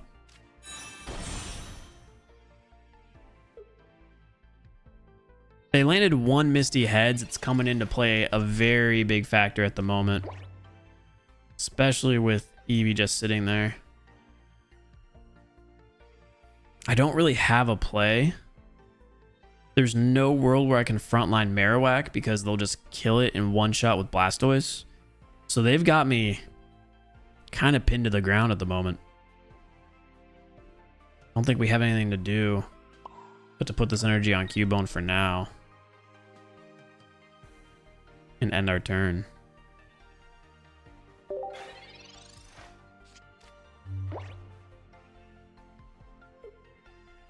What would be nice is if we could find Geodude. 7 cards left, only 1 copy.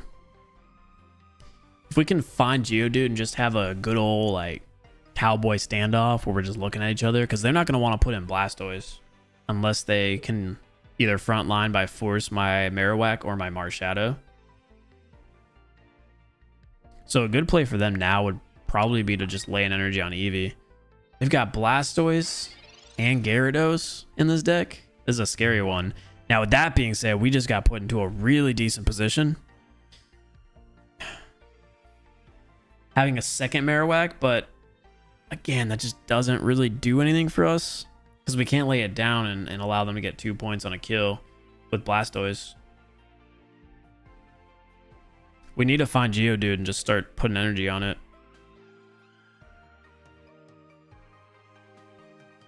I don't see a world where we win this. I could use the Sabrina now, but there's a 0% chance they put in Blastoise, which is the big problem. So we're kind of stuck. We'll just lay this down here and end our turn. If I Sabrina and then evolve, it's the same problem, right? They keep Blastoise on the bench. They come in, they one-shot us. The only thing that can save us at the moment is a Golem. And even then, I think we're cooked. What we really want them to do is put in Blastoise right now and kill Cubone, which they're choosing not to. Smart. Because we're finding every card but the one we need.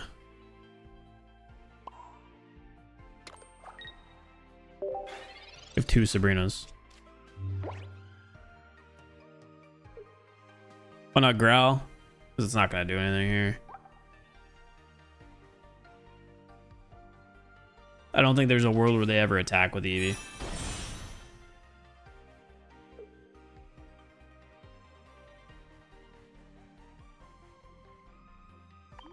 Five cards left. There's one that we need. And it doesn't even help us.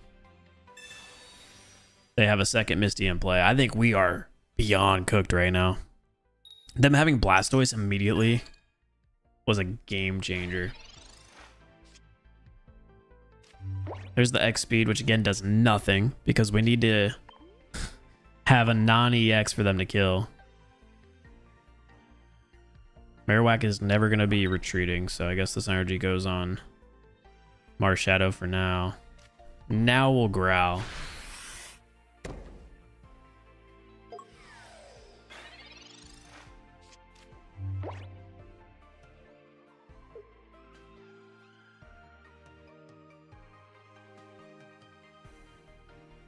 Daniel, the reason Sabrina will never work in this is because Blastoise will one-shot Marowak.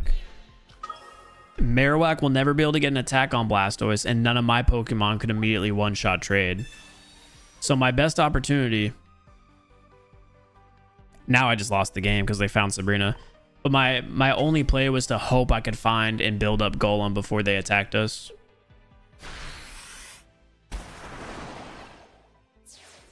We were just trapped. The second they had Blastoise, we were trapped. We had no way to win that game. They acted first on energy and they had Misty, so we were cooked. Let's see if Geodude decides to come and play here. Yeah, of course.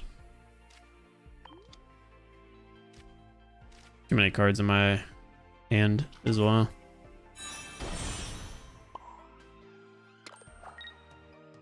Sabrina also wouldn't matter. But the other guy's phone dies mid-turn, you win though. It's possible. Possible. This is why we really needed Marshadow alive and for them to not have Sabrina to us. If they ever killed Cubone there, we would have had 1 point against us. Marshadow would have come in and done 100 damage to Blastoise, and then Marowak would have cleaned up with 1 coin flip. So it would have been 2-2 at the moment, with them only having a 1 energy Gyarados. 0 energy on any of the other Pokemon.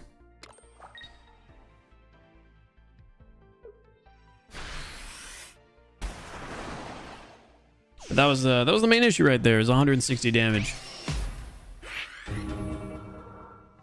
We had a relatively decent start too. They had too much energy too fast. Like I said, first energy for them and the Misty. They got them up and running. 0 Sabrina, 2 Chatot Trust. Nah. Like I said, that game was pretty much cooked. There was nothing we could have done. Perfect Blastoise start. It happens.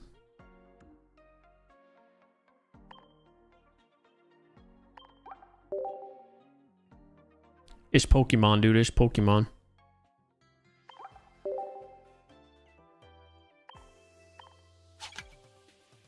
I feel like I need to watch other Pokemon streams to see how they go. You can have the perfect deck with the worst luck. Yeah, but you can also have like a terrible deck with great luck. That's what I was about to say. I think I should watch some more, or I haven't watched any, but I should watch some Pokemon streams to see what it's like for other like streamers, because I just don't know what it is like when people use non-meta decks.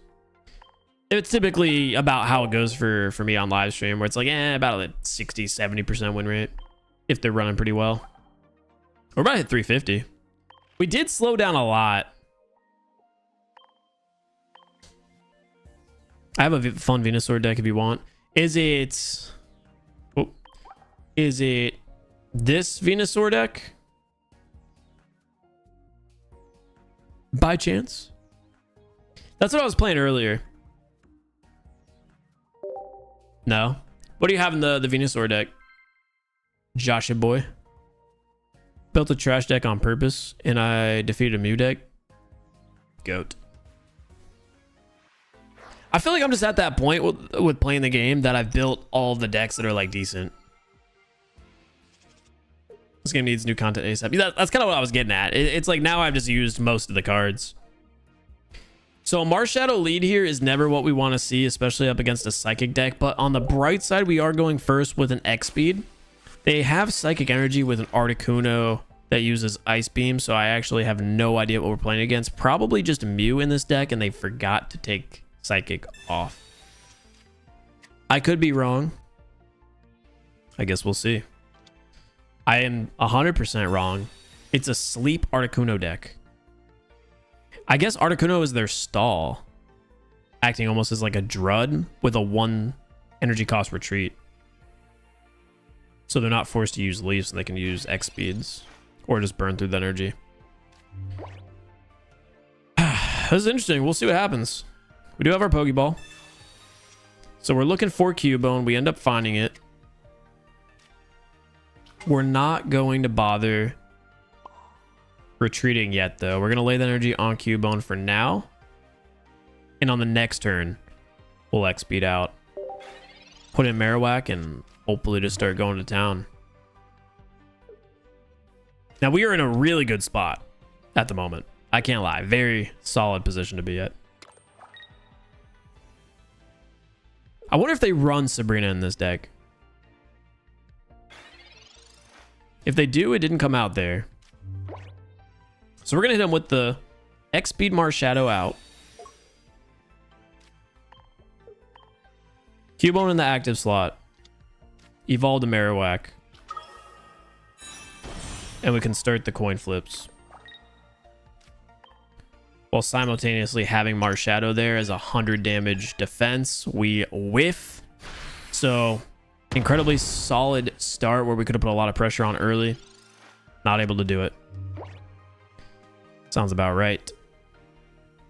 Yeah, big oofs. Big oofs. We'll be good. We'll be good. We're in a really, really good position still. With this deck, playing second, especially when you have Marowak early, it's really good. I don't like that Ice Beam staring me down. But odds even out. We had 2 tails the first time. We have 2 heads the second. Odds even out. Oh, we have Graveler. Let's see if we can get Geodude here. We find the Cubone, unfortunately. It's fine, because either way, this energy, this turn was going to be going on Marshadow. So we could at least get the trade on Articuno. Let's go for it again. There's 1. I was going to say there's 2, man. We needed the even out. 1 for 4 on the coin flips. Articuno's hurting, though. Articuno's hurting bad. And all of their energy currently is invested into it. See if they try to sleep me and maybe force me to stay there for a couple of turns.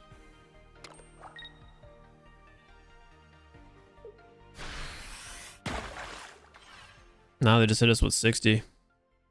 We're gonna get paralyzed? We don't. There's a couple approaches we could make here. We could burn through the energy on Marowak and guarantee the kill with Marshadow. Or we could leave it on the front line to coin flip. I think the move is going to be to just have Marshadow go in. No extra damage revenge. And just secure the kill. So we're going to... Do we use the potion here? No reason to do it yet. Put Marshadow on the front line. I'm done dealing with coin flips. We'll clean up Articuno for the 40. That's all of their energy gone now, so I don't mind burning through 1 to sack their 3 in their lead card. Question is, what are they going to lead with? Probably the Old Amber, right? I feel like in every scenario, you lead with the Old Amber there and then discard if you don't get your pull. Instead of trapping a Drowsy. They ended up finding their pull as well, so they could have actually frontlined immediately Aerodactyl. We end up getting Geodude there. Problem is, we're going to be burning through energy. So Geodude's going to be laying bare for a while. Gotta be careful about this version of Aerodactyl, because if they flip a coin and it lands heads, they're gonna just blow our Marowak off of the active slot back into the the hand or the deck? Back into the deck. So that can be scary. Luckily, if we get this kill here, we'll already be at 2 points, and we could just put Marshadow in against Aerodactyl. I'm not going to use the potion for that reason. We might get blown back into the deck. Let's see where the coin flips take us, though. We just need one. Double tails again. I have had the worst coin flip luck today. We've got to be rolling 75% tails. Y'all have been watching this, right? We went 0-7 to start the stream off with Executor coin flips. Rolled like 2 in a row and then went 4 down. And now on Marowak, we're 1 for 6. Phew. Doesn't come back to hurt us yet. Ooh, especially with another Cubone. As much as I'd love to start laying energy on Graveler, I feel like it's just a tough investment, knowing we could possibly get blown off. And again, that's the worst that could happen. We could just get blown off. So we might build up Golem in this situation. Yeah, I kind of like that play. We're going to finally start working on that, especially with Brock already in our hand. It'll take less turns. Let's see if we can secure the kill here.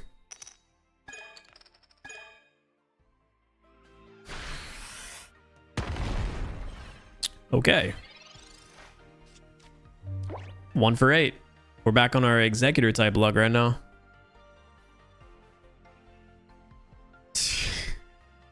Nah, this is crazy. This is crazy.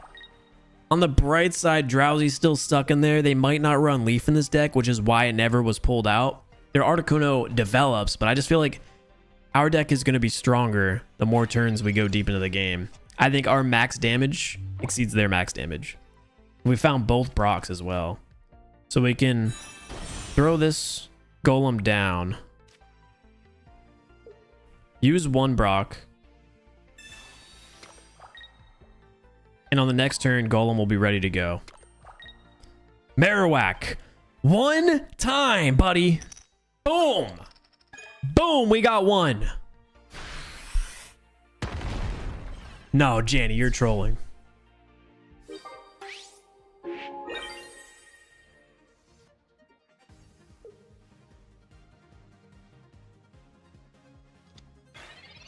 If their Aerodactyl blows Marowak off of the field right here, right now, Golem wins the game. I feel like this was a very weird front line. They had to have done Articuno. Now they can sleep us, of course, but if they decide to attack with Aerodactyl, if it's not just a block, ooh, they miss it. And we win the game. We win the game. If we get blown off, we win the game. If we don't, we just retreat. They end up missing. Hey, you know what? The coin flips giveth, and they take it. We just retreat Marowak out of here, put in Golem, throw the energy down. We don't have to waste the Brock because guard press will do 120 damage and win us the game. Very off meta on both ends, but we end up taking the win there. Interesting game. Terry walk back and forth. Same girl, I don't know what to do without TikTok. Hold up. So hon, someone donated in Space's chat to get you a Dyson. How much did they donate? Because YouTube tax. But how much did they just donate? Speaking of donations, Arash with the $2 super chat said $2 for the heads flip. Hey, you got me one. Let's go. I appreciate that. Thank you so much. First super chat, by the way, on the live streams. Thank you. Chat, we have 100 viewers right now on our horizontal. This is the first horizontal stream that we've ever done. The push out has been very minimal as far as total views. Hear me out. Our total views on the stream is 588. So to have 100 concurrent viewers is actually insane numbers. It's been steady climbing. They donated 200 plus and cash apped him 350. Brother, Jenny, you have some simps. What? Bro, she has some simps in Space's stream. Maybe it's the strat to go into his stream and say, babe. What's up, babe? God dang. No, that's crazy. Dude, this is like the third game in a row we've had a Cubone Marowak starting hand. And I love it. It's almost as deadly as the Executor starting hand. Arguably even more aggressive. All we need now is to find the Marshadow and we're looking strong. The Pokeball helps. The Pokeball helps. We'll use it now. Another Cubone. Put up against a Gary deck.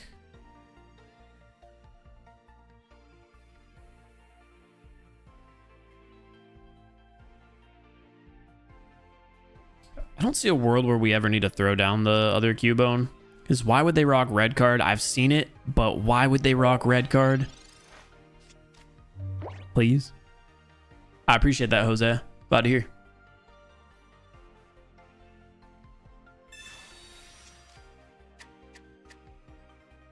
If you could find a way to screenshot deck list on your shorts, that would be bless.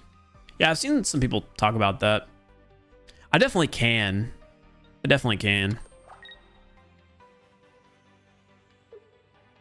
It's a Chatot discard Gyarados deck. That's a really nice start too with Magikarp in the active spot because you can just leap out. Frontline chat. On the next turn, they've got Misty. Oh no. Oh, it's a long Misty. Oh. Oh. Yo, gentlemen, we're cooked on the next turn if they have Gary. We're cooked.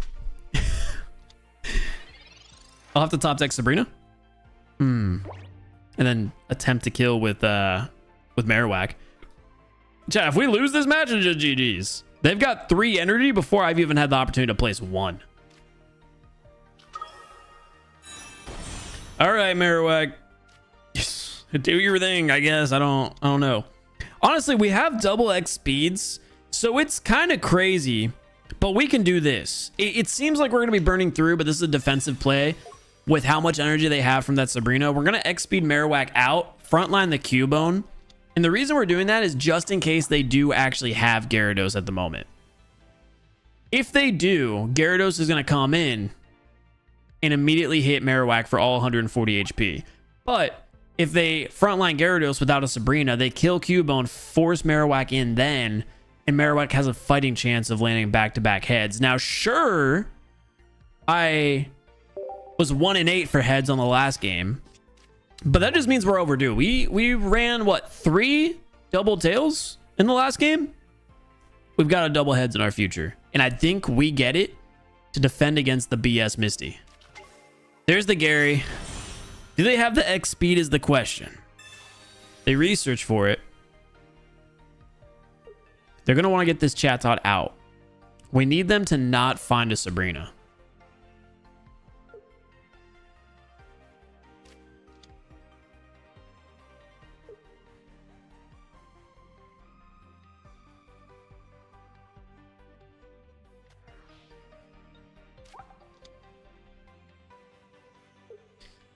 Oh, God. Jenny is YouTube's sweetheart. Tattoo tour is crazy.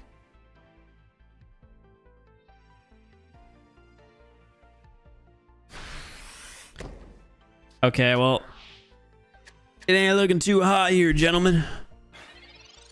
God, that Misty is scary. I don't even know how a Pokeball helps us here. Oh, it does. It does. Because Marshadow can be active now against the Gyarados.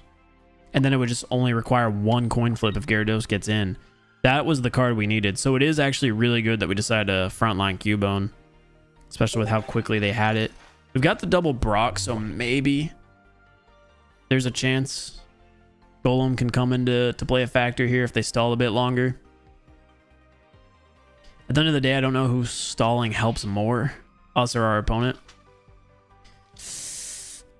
That second Gyarados means probably our opponent. Here comes the Misty. Surely they don't triple head Misty 3 times. Or twice in a row. No, they whiff it. Okay. Well, they laid energy on Gary. Are they going to retreat and immediately start attacking? That is the best case scenario for us. Is if they just brainlessly attack with Gyarados. We would have a fighting chance.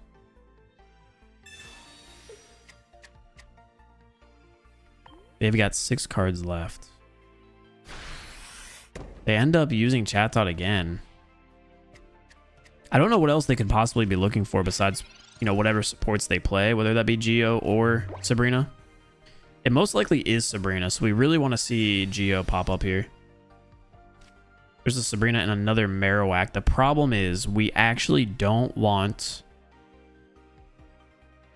Marowak on the front line because we're not trying to give him that second point. So for now, we just lay the energy on the bench Marowak and hope we can find 3 of the last 5 cards left, right? Geo, Graveler, and Golem. Ideally, Geo first.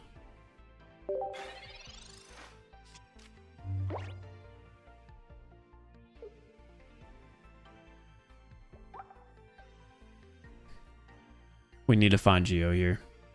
I believe we have what? Only 1 Marshadow in this deck. The Sabrina was the card we really just couldn't afford to see. And this feels like a very similar scenario to the Run Good Blastoise Misty that we lost to. Misty just made it unpreventable for both of these losses that we've had for us to do anything with it. Of course, they just put in Gary. We can't get that 100 damage that we needed. Same scenario as last game. If we could have found Geo at any point in the game, we could have benched it, prevented ourselves from being vulnerable to a Sabrina. But unfortunately, our block play just didn't work. And again, nothing we could have done about that. Sucks.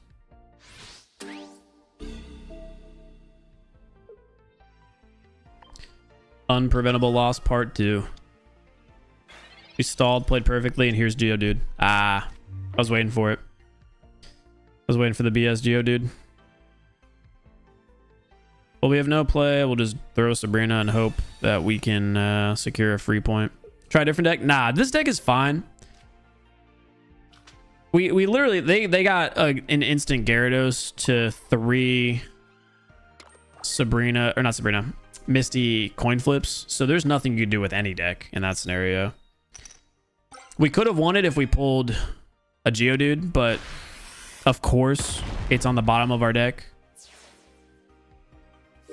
Like, of course.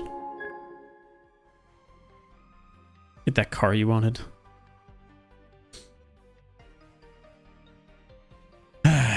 Unfortunate.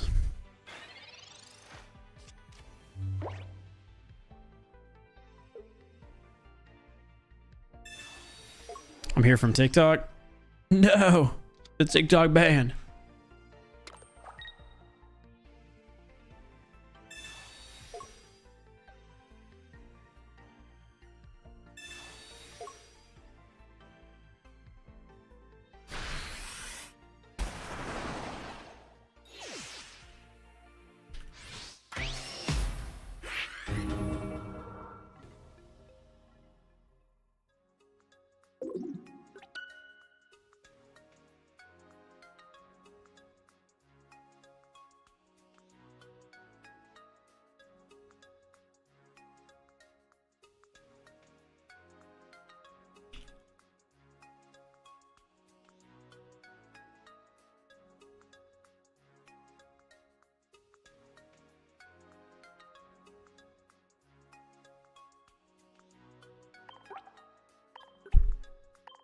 I just got that Marowak card so clean. Yeah, I do like it a lot.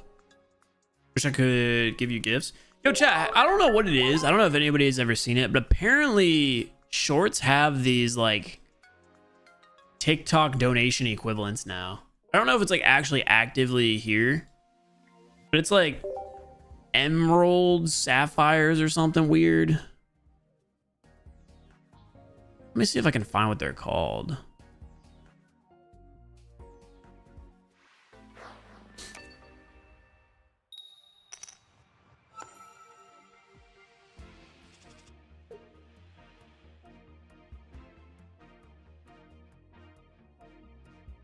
Can't see what they're called. Do they look like my cousin? Damn, your cousin's hot as fuck.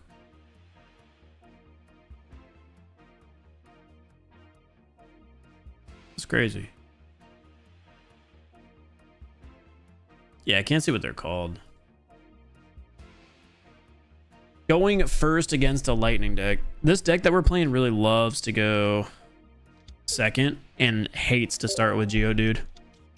What an interesting spot to be in. What an interesting spot. Find Marowak. See what the Pokeball does for us.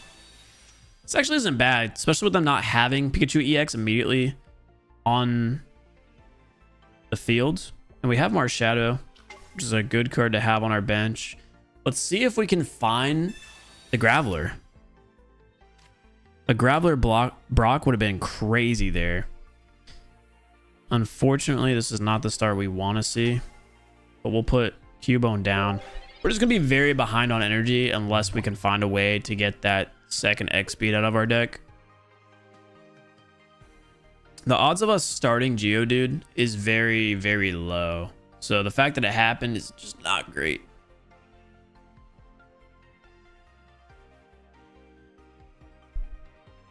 Jolteon Raichu deck. What I'd imagine we're playing against. I do need to build a deck around Jolteon.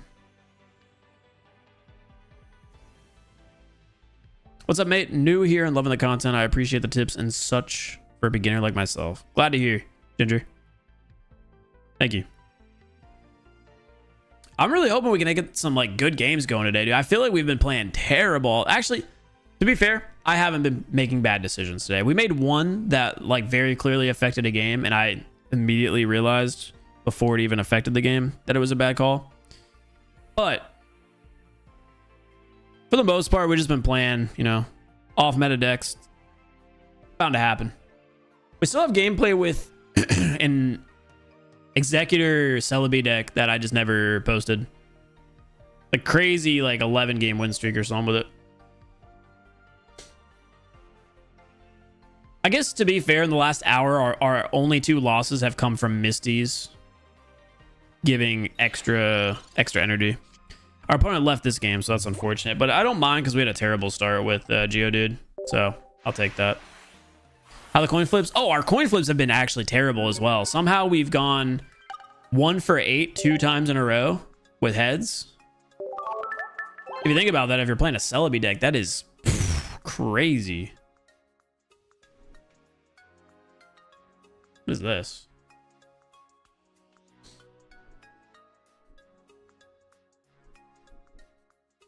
Close that out. Do Gary, Starmie, Vaporeon. So that's the problem, is I do want to try out a whole bunch of different decks, but I want to use them long enough to get a video done. We're going to stick with this deck for at least an hour, I would say.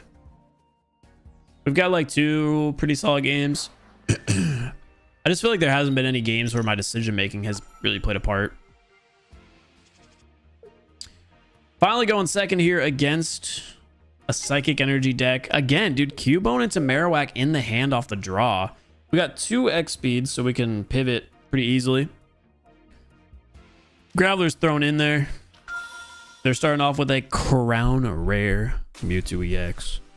Hold up, boys. Tighten up. Lock it in. We've got ourselves a game. Thing is, I could instantly end Mewtwo before it has the capability of attacking, since we are going first.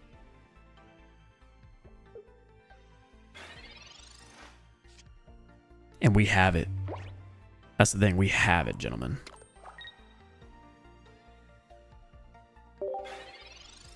No need to growl at the Mewtwo. Don't stir the pot, Marowak. Don't do it. Just act like you're an innocent little Cubone. Hey, by the way, so I talked about this earlier in the stream. I recently started watching Pokemon for the first time. I saw Cubone for the first time on the show. One of the people in the Pokemon school, the preppy Pokemon school. It was the chick, like the leader. She had a Cubone. And that was when Pikachu for the first time learned to like fight back and like use physical attacks, like speed attacks, rather than just Thunderbolt. So that was pretty cool. That was pretty cool. Seeing that. Anyway, evolved Marowak, lay down Geodude, Boomerang, double head coin flip. We're overdue. I'll take one, dude. I'll take one. That puts Mewtwo in a tough spot. Let's see if they decide to, one, either waste a potion, two, start throwing energy on the bench Mewtwo, three, just put energy on this Mewtwo and hope that I don't hit a single coin flip and go from there. That was the first episode you'd ever watched. It's been fun, man. It's been fun. I'm literally starting Pokemon from the very first episode. I'm probably like 16 episodes deep.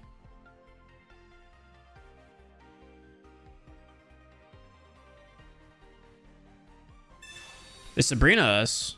That's actually a great play. The thing is, we do have 2 X speeds. I hate burning through them, but if we don't burn through them right now, there's no situation where we would burn through them. So they'll deal their 50 damage on Geodude. Not too big of a problem for us, especially if this Pokeball finds us Marshadow. That's great. That is a good position to be in. So here's what we're going to do. We're going to put Marshadow on the bench. We're going to load an energy on it. We're going to use 1 X speed. Oh, wait. Just kidding. We have a 2nd X speed. Use that as well. Free retreat for Geodude. Put in Marowak.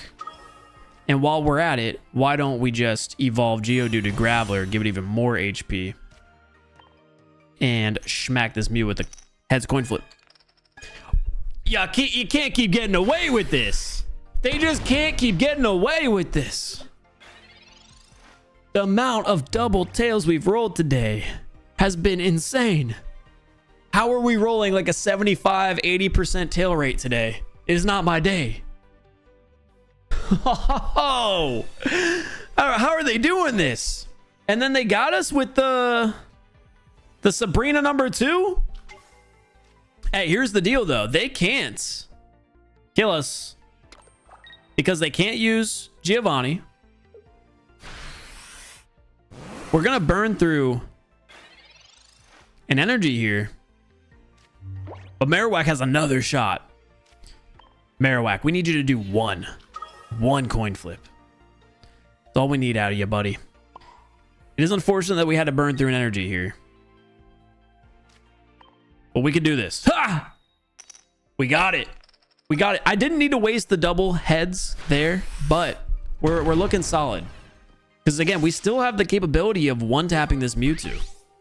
And that's 2 energy on the board already, or 2 points on the board already.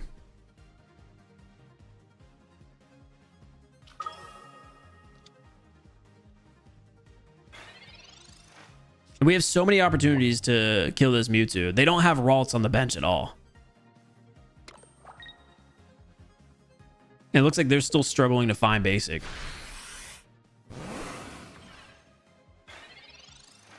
And in a scenario here where we only hit Mew once with heads, again, Marshadow will come in and trade. They don't have Sabrina anymore, so they can't punish us for having extra Pokemon on the bench. All it does is just give us more pivoting abilities.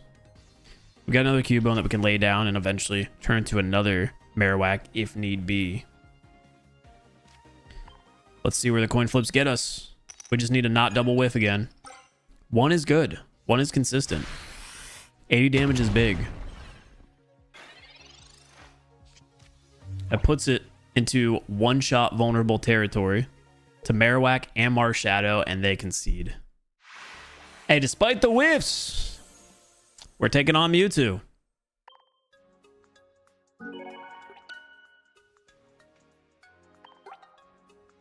Not 2D. Executor, pretty bad. 2D. Are you talking about the non-EX Executor? What are we talking about?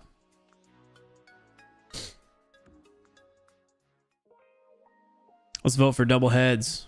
Yeah, we got the concede. That was big. That was big.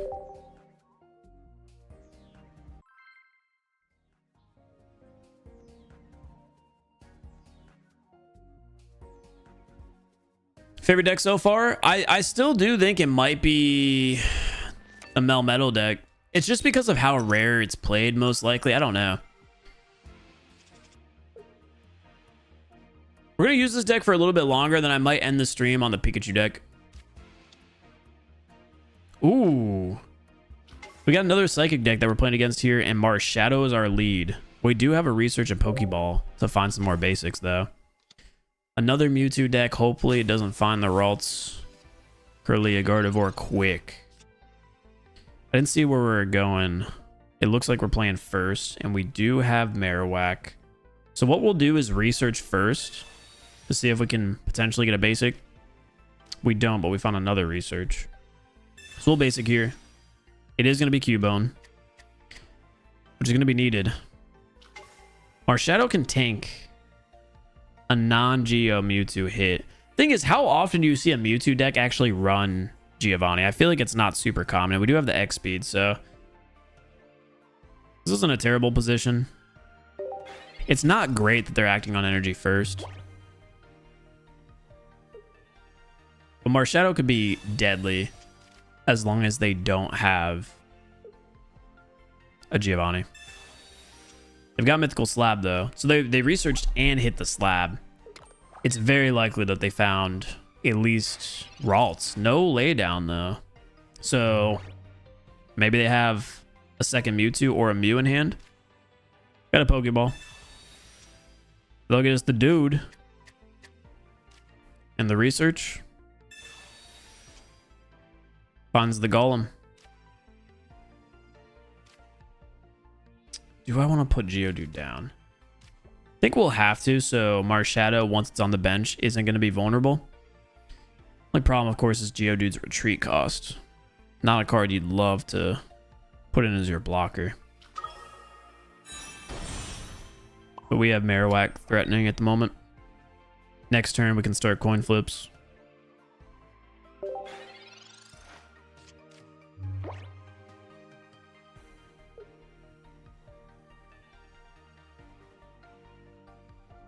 Yeah, the power of Marowak just to threaten the ability to one-shot a Mew and so many powerful EX meta cards is kind of insane.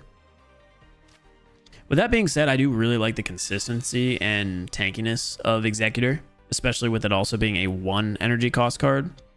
But 80 damage per head is just is tough. It is tough.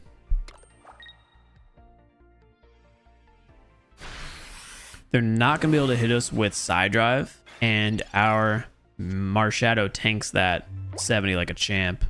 So we can use the X speed here and start the coin flips. Really good position at the moment. And it's honestly still not even bad if they end up hitting with a Sabrina, because we have the X speed and we can burn through another energy on Geodude to get it out after it potentially tanking through the Psychic Sphere. So let's see where the coin flips give us. There's one head. That's good. Like I said, I'll take the 1-for-1. The 50-50 all day. That just threatens their Mewtwo so heavily. Like, they borderline might retreat it here.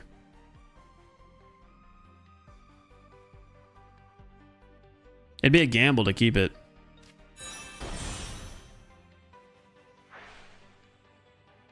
Ooh. Ooh. We got the luck on our side. Falling asleep there would have been detrimental to Marowak. They still go for the retreat, though. And who do they decide to put in? Mew? Maybe Mew into a Budding Expeditioner. Either way, all of their cards are potentially one-shot. Marowak.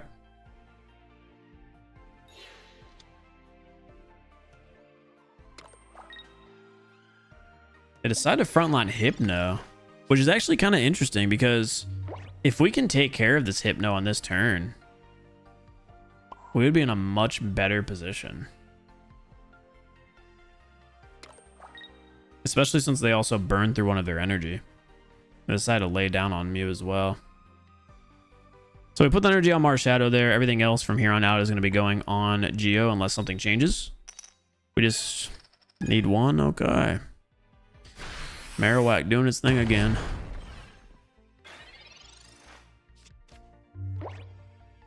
It's okay. It's okay. They even out. I talk about it. They even out. And we go 2 for 2. And take care of that Hypno.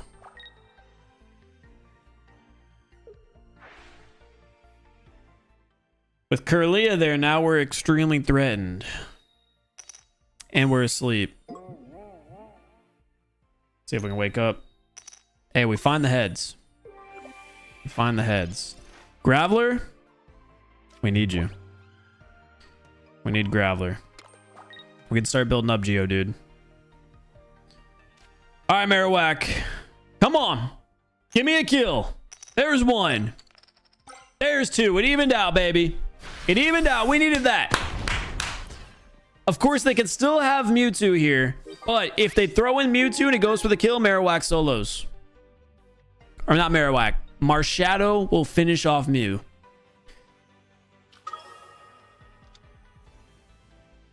Let's see if they have Gardevoir. They might attempt to scam us with the coin flips. We got their second Mewtwo laid down. They do have everything they needed. Game's getting a lot more difficult for us. They're coin flipping us back. Surely they don't steal the double heads against us. Surely they don't do it to us. We needed that big time.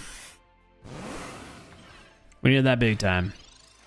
Again, I don't think that there is potential of them running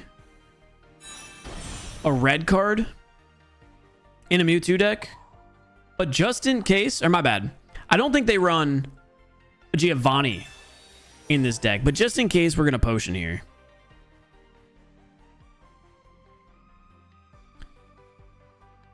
We should potion twice, just in case they leave Mew in. That way we're not one coin flip vulnerable. And I want to deal with this Mew. If we can at least get one coin flip to land, then Golem can come in. That's perfect. And 2 wins us the game. Let's go, dude. Marowak showed up. Okay. 2 kill shots on 2 double head plays. And we had Golem ready to go if Marowak died there or only landed 1 heads. And we were also threatening with Marshadow. It was gross, chat. That was gross. Y'all said Marrow is whack? It lands them sometimes. It lands them.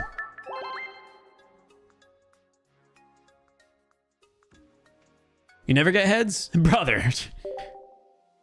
Despite what you just saw there, same. Same. I'm satisfied if we go 50-50 on every coin flip. He called the double flip. We needed the double flip. 2D was doubting. 2D was doubting. By the way, I just wanted to quickly say, if you guys are watching the shorts stream on YouTube, we're also on the same channel doing a full screen horizontal stream. So if you're interested in watching the stream for a while, you can check it out on the same page that you're watching the shorts feed. Just click on the channel and you'll see the second stream live. We're playing second beautiful against another psychic deck, dude. 3 psychic deck games in a row. Can we shut down Mewtwo 3 times in a row and definitively say Marowak is the better deck? It's funny because we have Golem in here who hasn't done anything. That last game is the closest Golem has been to being active. Marshadow has done its part in the active spot in this deck, but it's mostly just been the Marowak show.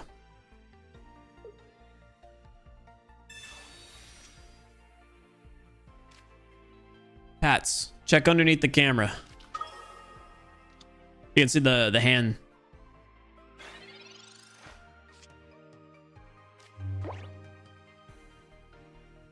Okay, so we're in a position where we don't have many basics, so we're going to do the research first and the Pokeball second.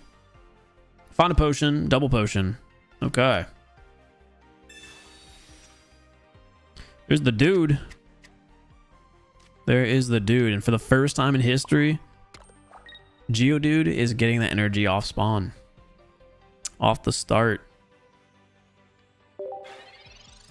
The reason for this is because we don't have Marowak. There's no guarantee we find it. We have an X speed to get Cubone out if eventually we need to. And with Brock and Golem already in the hand, if we can find Graveler here, we can immediately have a Golem ready on the next turn. But we need to find it here. Yeah, I appreciate you, Ricochet. Let's see if we can do it. Ooh, hey, Marshadow's not a bad pull. Because again, with Cubone just sitting there, if it ends up going down, Marshadow's ready to trade whoever kills it. Still looking for Graveler, though. But at least we have a little bit of power. It's not much. But we can fight back a little bit. They're going to use Leaf. Quickly have their Gardevoir up and running. We're going to be taking some big hits here. It's unfortunate. Next turn, they're going to have permanent side drive against us. At least they can't Geo Sphere Cubone here. So we can live for one more turn. Let's just hope they don't have a Sabrina. Graveler coming in when we needed it. Is this going to be the game for Golem to clutch up? Is this the game? We're going to leave Cubone in there. We just need to hope they don't hit us with a Sabrina. We really need them to not hit us with a Sabrina. They have 4 cards in their hand. And everything comes down to that Sabrina not being in that hand. We need this win bad. Ah, that's tough. That's tough.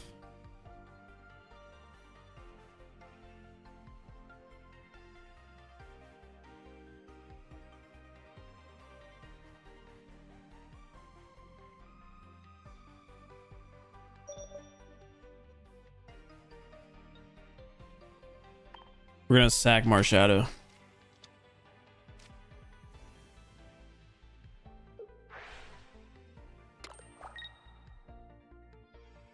I just can't afford to lose Golem here and put it on the front line with 3 energy cost retreats.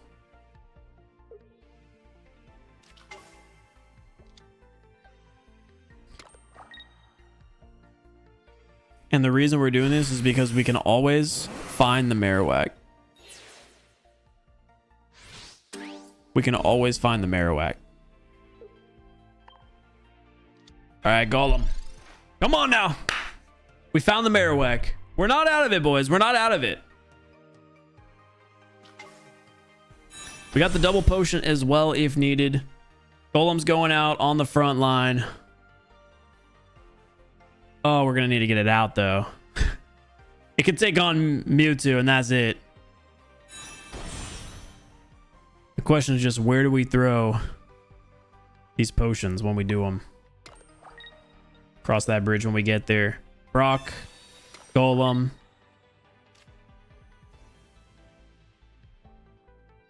$120 damage against Mewtwo. 30% shield. Let's see what their play is. Did they send Mew against us?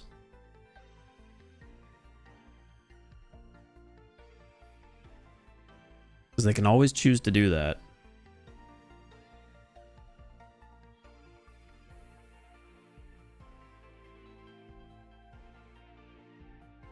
I'm glad we sacked Marshadow right now. If we had another card for the bench, we could have been a really good situation. We'll see. What have they burned through so far? Again, Leaf, Sabrina, Research, 2 slabs. They've burned through a lot of cards. And they're thinking very hard about this next choice.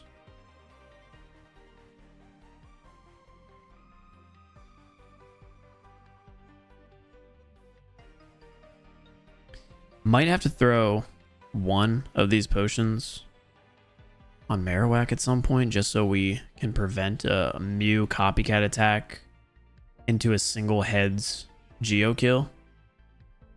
But right now we're super protected. I think they're just debating whether or not they want to kill Golem at the moment. They're going to use the X speed, but they're not going to have enough time to do an attack against us. So they get their Mewtwo out, but they took too long trying to figure it out that we're going to be able to do major damage here against Mew. Which puts us in such a good situation. So good that they concede. They couldn't find their way out. They couldn't find their way out. Need Geo for one-shotting Celebi and Mew. I think we're going to replace one of our potions with a Geo. Sorry I'm late. I was at the TikTok wake. RIP. That's funny. Funny guy there, Migalo. Funny guy. Once again, if you guys are watching on the Shorts feed stream, I do want to just remind everybody that we are currently live on the same channel in a full screen, horizontal stream, a typical like Twitch stream, YouTube stream. You can check it out on the same page that you're watching the Shorts feed. Just click on the channel and you'll see it. You'll see it. What was I going to say? We want a Giovanni.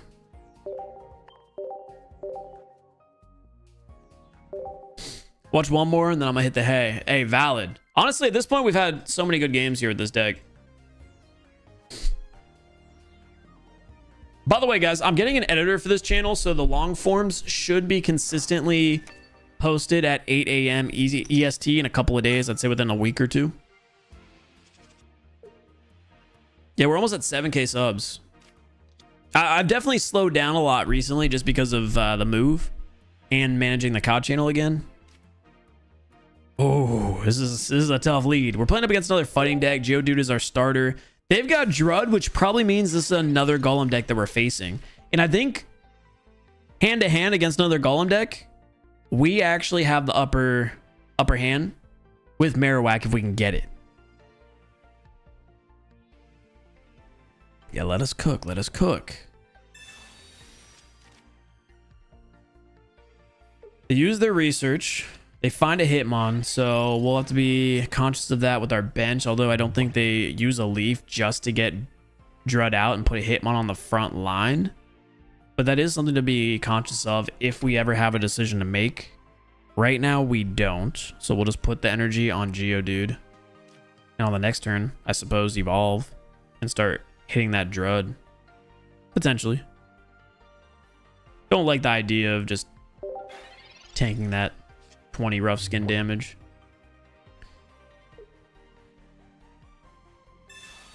They send the Pokeball out.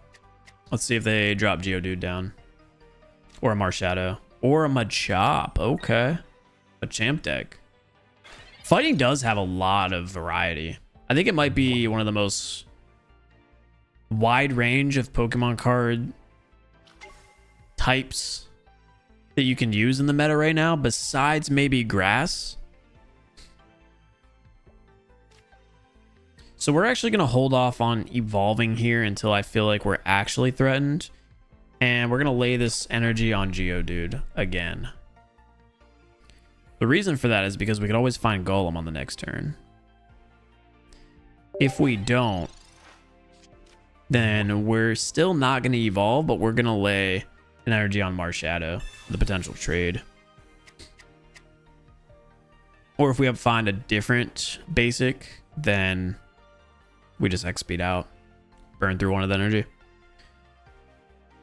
Appreciate you, Jenny. Later. Yeah, 2 in the morning. Might be time. They lay down a second Machop. No Machoke yet. We find Marowak, doesn't help us.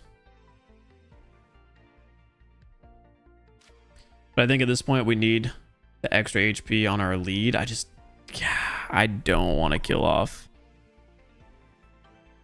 Geodude right now. We have to do this. We have to put in Graveler. I hate the 3 energy cost retreat, forcing us into position. where we're kind of stuck with Graveler on the front line, especially with only one Golem available, but we haven't discarded any of our cards. So we have 2 Research and 2 Pokeballs still there. So a lot can change. We're not going to attack on this turn. But depending on their development, we'll attack on the next. You think Machamp EX is better than Golem since it doesn't require a Marowak and you can start hitting earlier? Yeah, Machamp is pretty solid. Difference between Machamp and Golem, though, is just that Machamp is an EX and Golem is not. I actually love that they just decided to throw Marshadow on the front line for us and not attack. We find a Pokeball here. Let's hope it's Cubone. It is. So we'll be able to throw Cubone in now. X speed, Marshadow, back onto the bench. Yeah, there's Sabrina put us in a great position. All because I'm assuming they thought that we had Golem ready to go. Which we all know we didn't. We'll growl, I suppose. Why not? But on the next turn, Marowak's coming out to play. We improved a lot. They're whiffing on their draws right now. I wouldn't be surprised if we saw Machoke come out.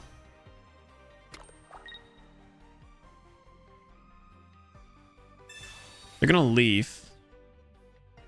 Which is interesting, right? Because... oh, they're going to put Hitmon in. I was going to say, Machoke can't kill us with the Leaf. That means they can't Geo and one-shot Cubone. So they're going to just start going after our Graveler. They are so focused on Golem being our main attack that they're not even really looking at Marowak right now, who could potentially one-shot Hitmon here. We have a good opportunity to do it. So we'll lay this energy down. I obviously have a potion in the hand to eventually heal Graveler if it comes into play. Don't think it will, though. So maybe they're just trying to avoid Marshadow revenging. Not sure why they decided to frontline Hitmon here. Let's see if we can take it out. We just need one.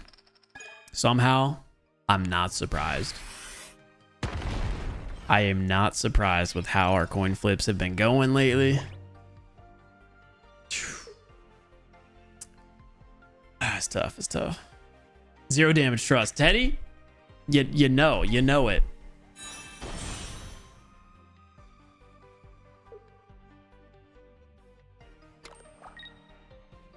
Hey, yo, make a lie. I appreciate you. Definitely been deflating lately, but I appreciate it. Taking another 30 there from Hitmon. But we find Golem, who might find its moment for the first time in this deck. We're going to potion Golem here. Throw down another energy onto it. On the next turn, Brock or not, it will be active, ready to go. Let's see if we can get a coin flip to land with Marowak. We land one! We land one. Hitmon's down. Their Machamp most likely comes in here. And as long as it doesn't clear Marowak, which it shouldn't have any ability to do so, we frontline Golem. If Golem ever dies, Marshadow cleans up the game. They're thinking about what to do here. They put in Drud. But we all know we're not going to attack with Drud.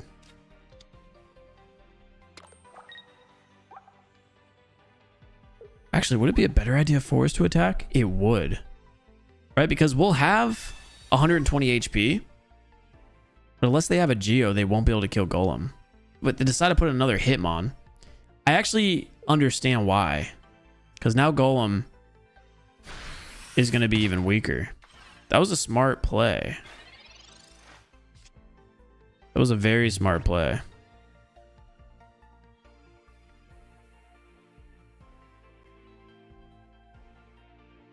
Because we need a potion now.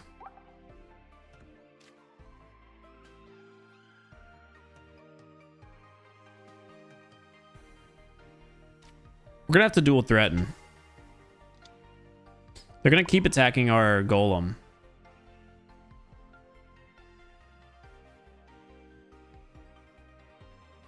But hold up. We could coin flip with Marowak. We're in an interesting position. Our Shadow will never get the trade. I guess we have a Sabrina, right? We have a Sabrina, so we're in a really good position. What we're going to do is retreat out here. Put Golem on the front line. We'll secure this kill. And if they throw in Machamp to kill Golem, then we Sabrina Machamp out and put in Marshadow to get the kill. Because it shouldn't matter who they have on the bench or if they evolve the Machop. Marshadow should get the trade here. They're going for it.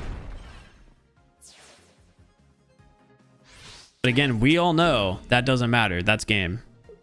Marshadow comes in. We've got Sabrina ready in the hand. Here we go.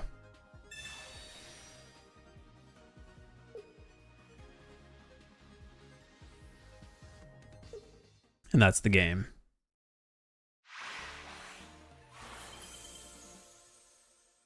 Yeah, we would have lost that if they had blue, but it's very rare to see blue ran in decks, especially a Machamp deck, because of how pull heavy it is. And with all the cards they burn through. GG easy. I'm glad we found that. I almost didn't find it because I got very locked in on Machamp. That's why they double Hitmon though, because they got locked in. They tunnel visioned on Golem. Well, we needed that play. We found it. I almost didn't too, so I'm glad. We were close to not finding it, dude. I'm out. Have a good stream. I enjoyed my stay. I appreciate that, Joe. Thank you. You have a good night. Yeah, appreciate everybody who tuned in tonight. We'll see everybody who's heading out later. I think we'll play one more game here with the deck. I want Golem to have its moment. That was I mean, that was definitely Marshadow having its moment, right? Golem got a kill. So satisfying using Sabrina on the last move and watching them concede. Always. All right, double Cubone and a Geodude hand here against another Psychic. How are we playing against so many Psychic decks tonight? It's the fourth one. Maybe it's not a Mewtwo deck. Maybe it's an Alakazam deck. I'm just hoping. Starting off with the Crown Rare Mew EX, Ralts, and Ghastly. Gengar Mew deck. Keep that in mind. We don't have too many supports that we need to play, though, with this deck. This one mostly relies on quick power coming in. I'm actually going to lay this first energy on the bench Cubone, just in case we whiff our draws, since we do already have an X-Speed in hand. Hey, I appreciate that, Mikolo. Here comes Curlia immediately.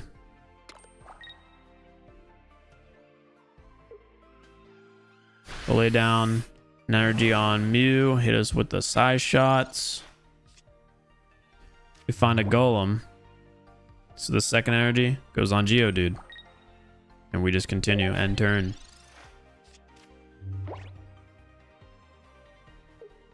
Right now we're just putting our entire fate in the heart of the cards. It is with the Professor's Research after fully evolving to Gardevoir. So it was actually really good that we decided to leave this no energy Cubone in the active spot, because all Mew could do is grout us or hit us for 20. Obviously, they're going to go for the size shot. So they smartly put that energy on Gardevoir. So I think on this turn, we're going to have to burn through the potion so we don't give them a free point while we're developing. Hit the Professor's Research. We'll find the Sabrina in a second Research. So still not a card that we're looking to find. So we'll use the potion to keep Cubone in for another turn. Or they could obviously put Gardevoir on the front line. And we'll just lay another energy on Geodude and end our turn there.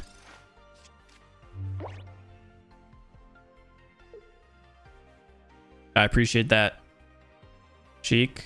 How you say that? Sheik. Thank you.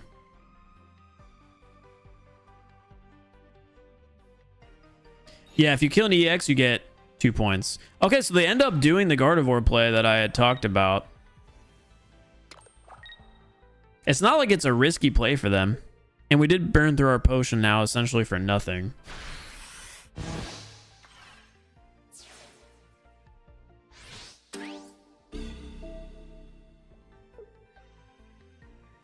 We'll have to frontline Cubone here. Hopefully we find Marowak. If we don't, it's not the end of the world because we can just growl.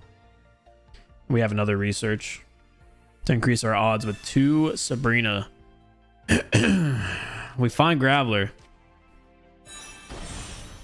So we're in a position where we want Golem now to solo. The problem is they just have that Gardevoir sitting there. So the question's going to be, do we use the Sabrina now?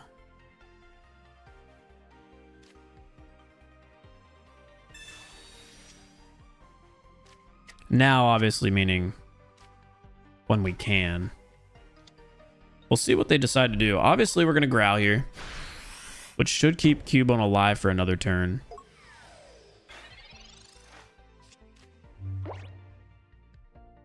I like the position we're in, because if they attack with Gardevoir, we put Golem in, and it kills Gardevoir immediately. And they're obviously not going to get this kill shot on Cubone either. So we're in a really good position. If we top deck Geo with 1 out of 6 chance of that happening, right? And they decide to frontline Mew and just burn through the 2 energy retreat cost to Gardevoir, then we can kill Mew in 1 hit. And if we don't, Marshadow's there. And at that point, we could also have pulled the Marowak already.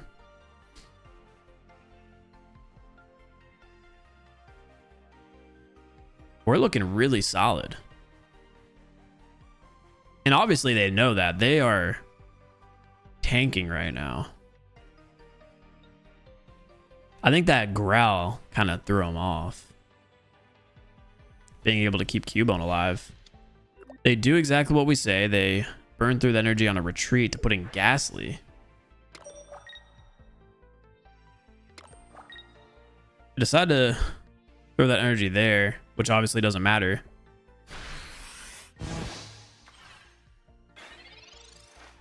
Because we're going to get Cubone out of there, and then we can also evolve to Marowak. Whether we want to here is the debate. I'm going to choose not to.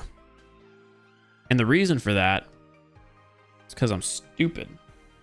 No, I'm not stupid. Okay, I freaked out for a second. I didn't see Brock highlighted and I was worried. So we're putting that energy on Marshadow so we can XP Cubone out. Save that energy. Evolve to Golem here. Then use Brock to allow us to guard press. Evolve Cubone into Marowak. And we're going to secure this point on Ghastly. And if they come in with Mew, we're going to survive that hit, damage Mew back heavily, and then Marshadow could trade Mew if it decides to kill us. If they decide to put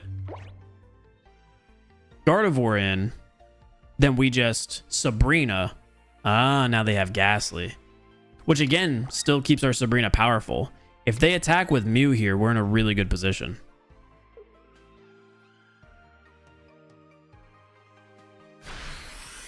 They choose to do it, so we'll only be taking 90 damage.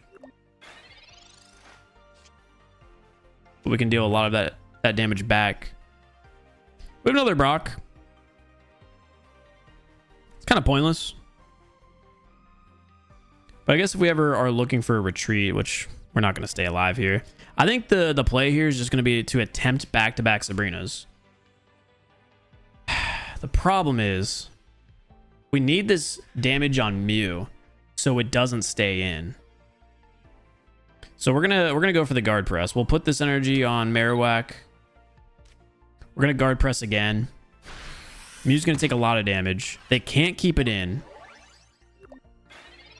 And they can't kill us with their other cards.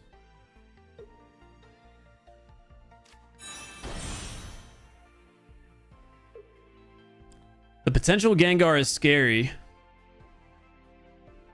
But they have to retreat Mew here and put in Gardevoir.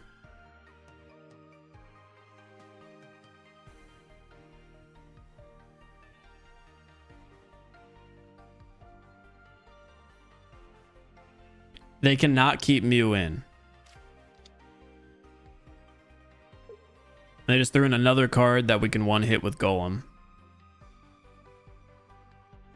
And as long as they don't have Gengar EX, then we should be able to easily win the game. The thing is, they just might have Gengar. Here comes the retreat. They frontline Ralts. We're going to make them sack one of their cards here, though. Because I'm going to use this Sabrina now. We'll Pokeball to see who we get. Nobody. I almost put Brock in instead. Well, Sabrina. And I'm assuming they sack Gardevoir here.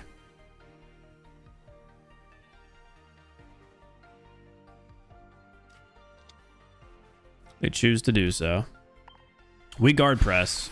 And we have to hope that they don't 1 out of 6 top draw. Or 2 out of 6 top draw a Gengar. Gengar is their out at the moment. Thing is, the game isn't over. We would just have to put in Marowak.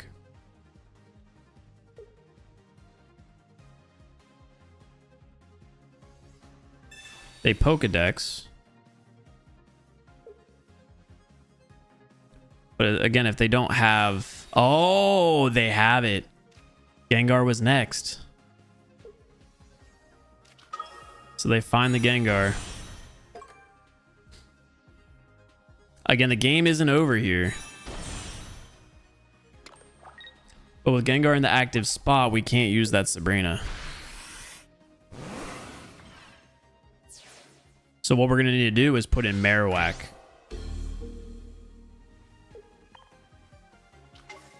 This is a good game. See if we top deck a potion. There's the X speed.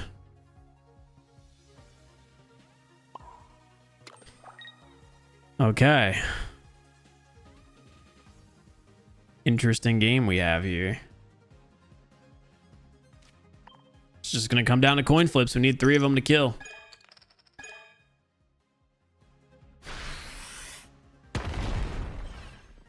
Okay. Well, now it's a done deal. Now it's a done deal. I don't see a world where we come back. How?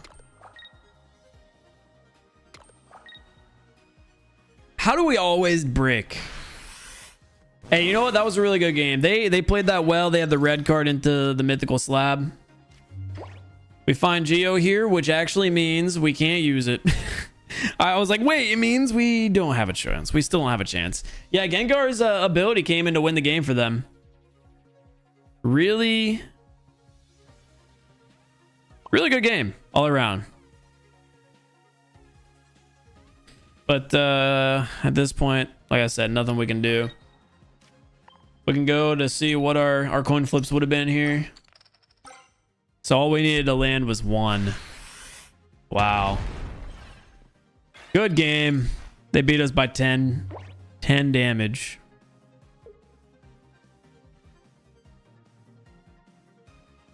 Always get double tails every time. Yeah, dude, Marowak's been bricking. Hey, we've hit a lot of double heads, though. I'll take that. GG's. That was a fun one. We played it pretty well, I want to say. We found a lot of the right plays. We threatened them a lot very well. But again, not being able to use our support is what caused them to win that game. Gengar wasn't a problem, but but its passive ability itself was the problem. The strength of Gengar, dude. That was a fun one, regardless. I accept that loss with no complaints, right? Because I feel like I played a perfect game. They just played their deck really well too. And they had the brain to save the red card, or save the Pokedex, which is a really odd card to use, but they saved the Pokedex and they saved the mythical slab. Thank you, Ed. I appreciate it. Dude, Psychic Deck game number 5 in a row. What is life?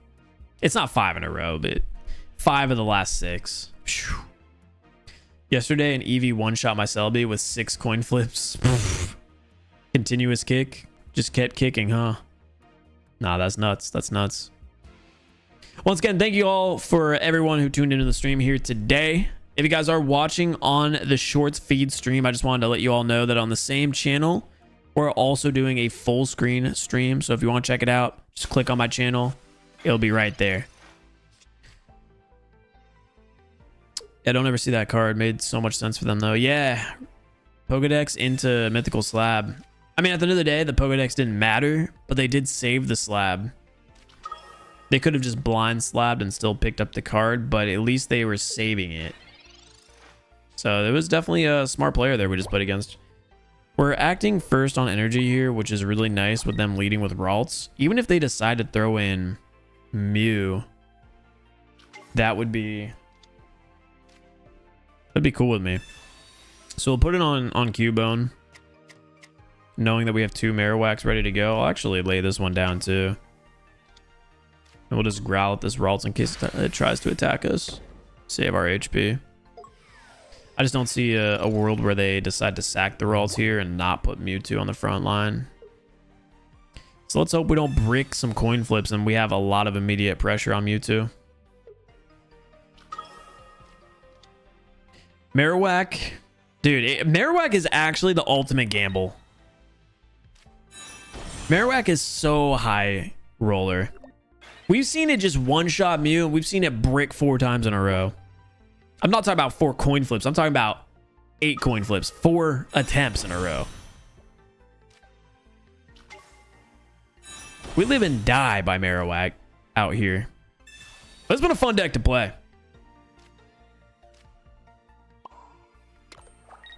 Boomerang coming in. Double heads. Overdue, baby. Woo! Yeah, I'll take one. I'll take one. I got my earbud out. One puts so much pressure on the Mewtwo to, you know, either retreat or stay in there. Because then what we do here in this scenario now is put an energy on Marshadow.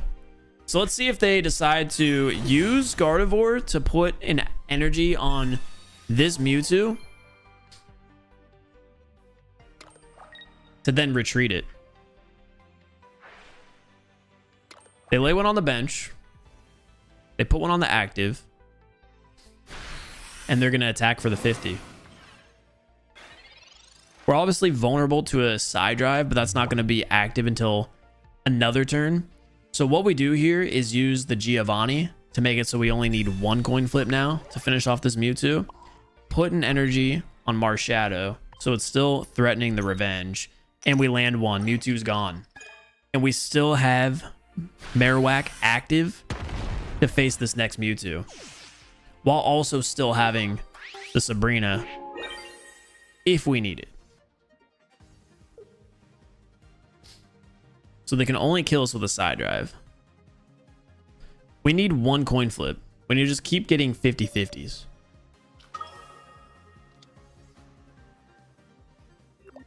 The only scenario I think we lose this game at the moment is if we don't land anything.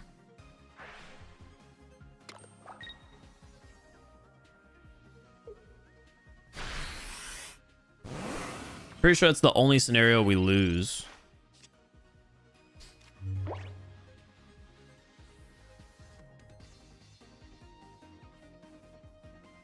And if we don't land anything, we still have a fighting chance with the other Marowak to potentially land something. Let's use the research.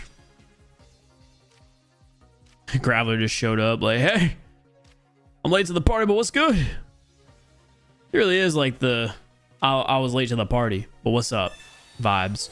We're going to potion here to guarantee they use their side drive. I don't think that's going to have any effect, but just to guarantee they have to burn through that energy. And we just need one coin flip. And we got it. And with that being said, the ultimate gamble Marowak decides to close it out itself. We have fought 4 Mewtwo decks and every time beat it. Regardless of that one being the perfect setup, they had Gardevoir immediately. Marowak still soloed. Live and die by the Marowak coin flips, brother. Such a powerful card. For no reason. Baby. See, it's because Michelow's spamming the emote. If you guys haven't already become a channel member, I'm slurring my words, but if you become a channel member, you can have the best emote of all time. The heads coin flip. The heads coin flip. And you know what? I'm also, once we have enough members, gonna do a tails coin flip. I just thought about that. That would be epic. We could just spam both.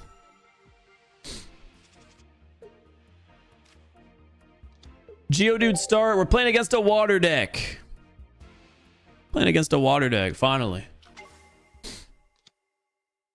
Articuno, Misty turn 1. Hold up, chat. My butthole's clenched. my butthole. Oh no, they're not gonna do it to us. They're not gonna do it to us. Why is this Misty taking so long? We live. We're still in this, baby. We're still in this. As I say before I even do anything, that's actually crazy to think about. We have double Pokeball and a Professor's Research. Geodude, of course, being in the lead is not ideal because of its 2 energy retreat costs, but they bricked on Misty. So we love to see that. We got Cubone and Marowak ready to go. Let's see what the research gets us. 1 X speed and a Golem. Okay, that's good. We're going to put this energy on Cubone for now. I don't mind if we eventually sack Geodude. I'm actually going to lay the second Cubone down as well to protect us from a Sabrina, because I don't want to see Cubone die with energy on it. That will also protect us from a Sabrina if we decide to start building out Geodude. We have a turn, though, before they can attack. Coin flips are such a roller coaster. I flipped 10 for Celebi and got 9 tails. GG's. I'm on the minority on it. I think coin flips make this game fun. Oh, Marshadow's a great pull there. Just what we needed. Just what we needed. Now the question is, do we just leave Geodude in for 1 more turn? I think we do, so we can just tank that 40 damage. And then we worry about potentially X-speeding it out. So we'll put this energy on Cubone. Guarantee the Marowak is down. And the reason we're doing this is because Golem eventually would have a lot of HP, so this 40 isn't too big of a consequence, especially if Blizzard keeps damaging it for the 10. But it's also so we have another opportunity to potentially pull the double X speed, and our opponent conceded immediately, so good game, I guess.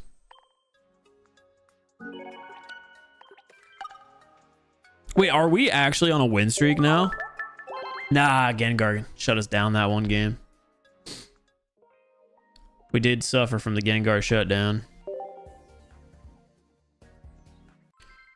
I agree. I like when games have a balance of skill and luck. Yeah, like there's definitely a lot of skill involved.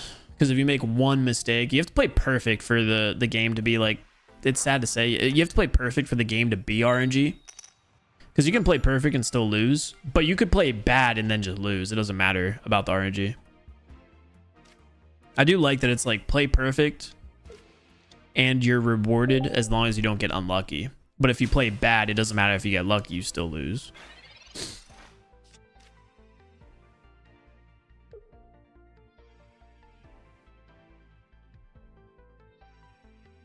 D1 Noah in the chat, welcome.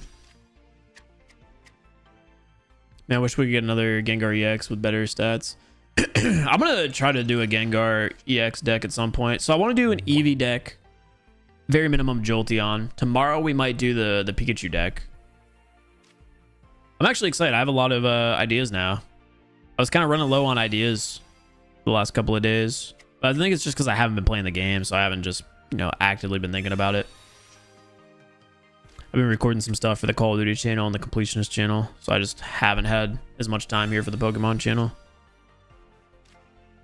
Ooh, Marowak by force came out there. Let's hope they don't have a weird deck where they red card us.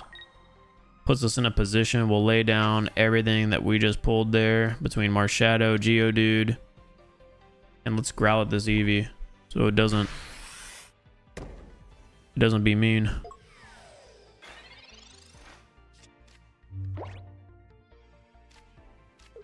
I love that Marowak is a 1 energy retreat cost card. I think that makes up for its... I don't know, dude. This game is just so balanced. I say as I have a Misty against me. It's okay. They put it on Feroki. And we're not going to let them have their Vaporeon to transfer. Because what we're about to do is frontline Marowak EX and kill this Eevee. We just need one coin flip to land. And 10 out of 10 times we make that happen. No Vaporeon shuts down their deck's ability. And we get it. They edged me. They made me wait for that second coin flip too. We land it. That could potentially force an early concede here too. Because now this Misty is going to be worthless. They research.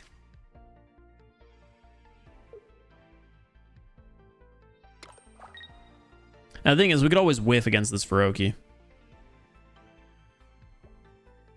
Yeah, devs did cook hard with this game. That's for sure the truth. I wonder if they're breaking on their deck right now. Is this like an attack to just give up type deal, or concede's not coming through? If I'm smart here, I put this energy on Marshadow, but I just don't think it comes down to that. So we'll put this energy on Graveler and go for the coin flips. And that's game. Ladies and gentlemen, back-to-back double heads to close things out. Marowak overkill, 160 damage. When it doesn't need to, 10 out of 10, it lands double heads, baby. Quick game. Back-to-back quick games. Yeah, they bricked hard. They bricked hard. All right, I think we're done for the day, to be honest. We'll play like one more, see if we can get like a full game out, but we're good on content with this deck. This one ended up being a deck that was really fun to play with, and this wasn't my main game.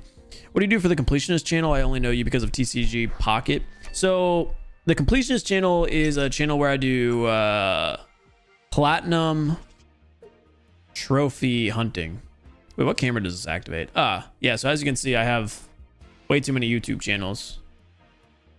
The Completionist one, we do platinum trophy hunting for PlayStation. Right now I'm working on a Dead Rising series.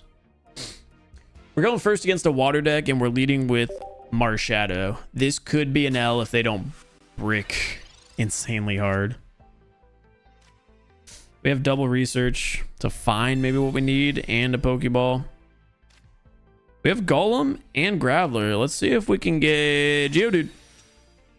Cubone. Still have an opportunity to get Geodude. And I don't mind leaving Marshadow in on the front line for a little bit. So we'll see where we end up being here. Do you use TikTok? Well, as of today, no one uses TikTok in America, so no.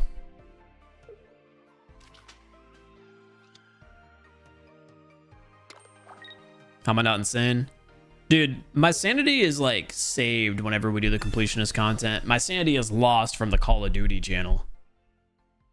Skill-based matchmaking. Oh, they hit us with Misty. Maybe that's why the BS from this game doesn't hit me very hard, because of the fact that I'm so used to Call of Duty BS, which is just different. They schmacked us with Staryu. They're going to have Starmie active on the next turn, or whenever they pull it, of course, which doesn't really bother me. We research in this situation. We find Marowak, so Cubone can get active and going. And we find the Geodude as well. Unfortunately, we'll have to lay this energy on Marowak just to compete against that Starmie. Actually, hear me out. We can guarantee a kill against Starmie. It probably would have been better if I actually didn't put Marowak down if we end up losing Marshadow here. Because what we can do here is put this energy on Geodude, and then on the next turn, we'll lay our second one down. Marshadow dies if they have Starmie. We put in Marowak. Nah, we won't have enough turns to do what we need to do here. Especially if we let Marshadow die. We have to put this energy down on Marowak.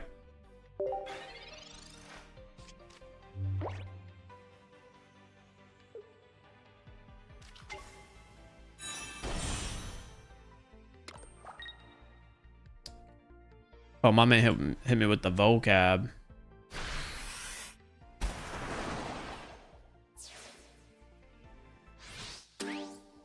My man said stoic. Yeah, they got Starmie active. This was a good call.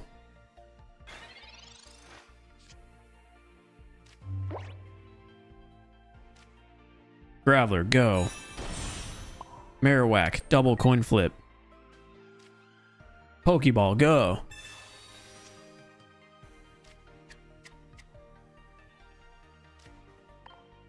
Double coin flip. When we need it the most, it breaks. Nah, that was actually a good coin flip. Puts a lot of pressure on. We just need to stall now long enough to get this Golem active.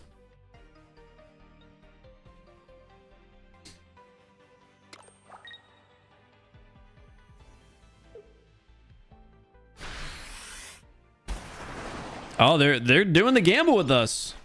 Potion. XP's not bad.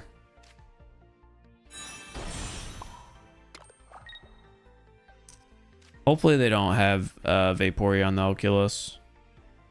They low-key might, though. We're gonna use Brock here.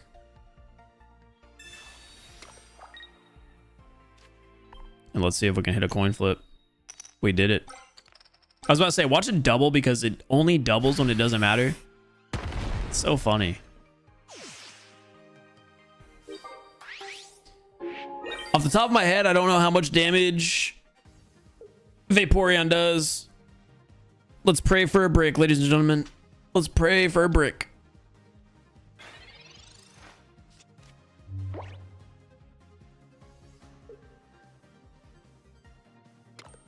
It does 60. So we're cooked. We're not cooked entirely yet. We need the knot to go on a crazy continuous stomp. We made it. Wow. That was See, the thing is, that wasn't a game where we like really just went crazy on the thought process of everything. That was more of a game where it just kind of comes down to some RNG, which I'm leaving in the video with this deck because that comes to be a lot of games in Pokemon TCGP. It doesn't always come down to end up being whoever was like really good about developing their hand and having a good play. You know what I'm saying? Like sometimes it does just come down to the coin flips and some RNG, and we end up pulling through the victory in that matchup. We had a little bit of strategy with the double Brock and, you know, putting the energy on Marowak to win that, but that was just a quick game. What, like 4 minutes? We got lucky they didn't pull their Vaporeon, but breaks happen. We had the full line there for Golem. I'm happy with the way that game played out. All right, well, ladies and gentlemen, that is going to go ahead and do it here for the stream. Again, if you guys are new and you enjoyed it and you want to watch daily TCGP content, you know, that subscribe button is always an option. We're currently sitting at 6,714 for the channel, which is wild because True can take perfect lines. Sometimes it's about going second. Yeah, we got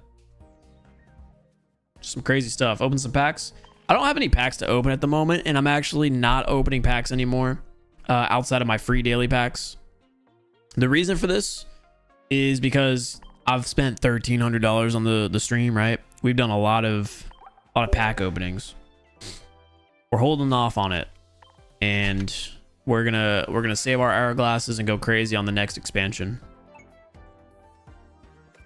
So I'll do a wonder pick, and I'll pick up a Charmander. Let's see if there's anything good in our wonder picks. The other day I saw the full art Blastoise that I need, but nothing. I saw that Gyarados and I got excited, dude. It moved. I got excited. But nah, nothing here that I need for our wonder picks. I'm assuming we hit 350 wins. We have 357. We'll have to do a stream someday where we just like whenever I have the time, right? Because you guys know I do a lot of different YouTube channels. We're gonna have to do a stream where we do like a 12-hour session to hit 500 wins when we're at like 420 or 430 or something like that. Just a day of grinding out wins. Maybe when the next emblem event starts or something. I don't know. Yeah, Chad, it's been a lot. It's been a lot because of the fact that we've done a lot of the pack openings on stream. I'm even thinking about it, dude. We have 10,000 cards. 10,527 cards. We've done a lot. You're level 33 at 500 wins. I did start late. I generally only started grinding the game. Like I had played it off and on, but I only started grinding the game when the Mythical Island expansion came out. Like you guys, if you see the channel history, you guys can kind of see the development of the page. So today's stream, we ended up surprisingly using the Marowak deck, which I'll show you guys one more time here, what it ended up being. Ended up being fun. So one line of Geodude, Graveler, Golem, Marowak is the main focus, Marshadow is a support. This deck, I feel like, ended up having probably a 75 win rate. Like, it was really good, and we crushed multiple Mewtwo's. So tomorrow, what we'll be using, I can build it on stream now, and then I could even like play it out a little bit. Not today, but off stream before I hop on stream, just on my phone. So we'll get a little bit familiar with the deck, but it's gonna be a lightning deck. It's a Pikachu EX variant deck, and this is the one that won the most tournaments in week 11. I typed in EX. This won the most events, or the largest events in week 11 of pocket tournaments. So it consists of 2 Pikachu EX, which is, you know, pretty typical here. A Zapdos EX as well. Standard. Then we get a little bit creative, right? We've got 1 copy of Dedenne, 1 copy of Electabuzz, 2 copy of it's Blitzel, right? Not Bits. Blitz. 2 copies of Blitzel, 2 copies of Zebstrika,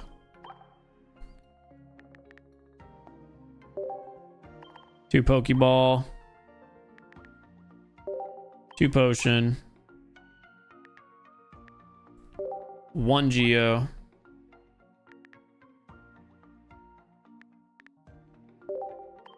2 Research,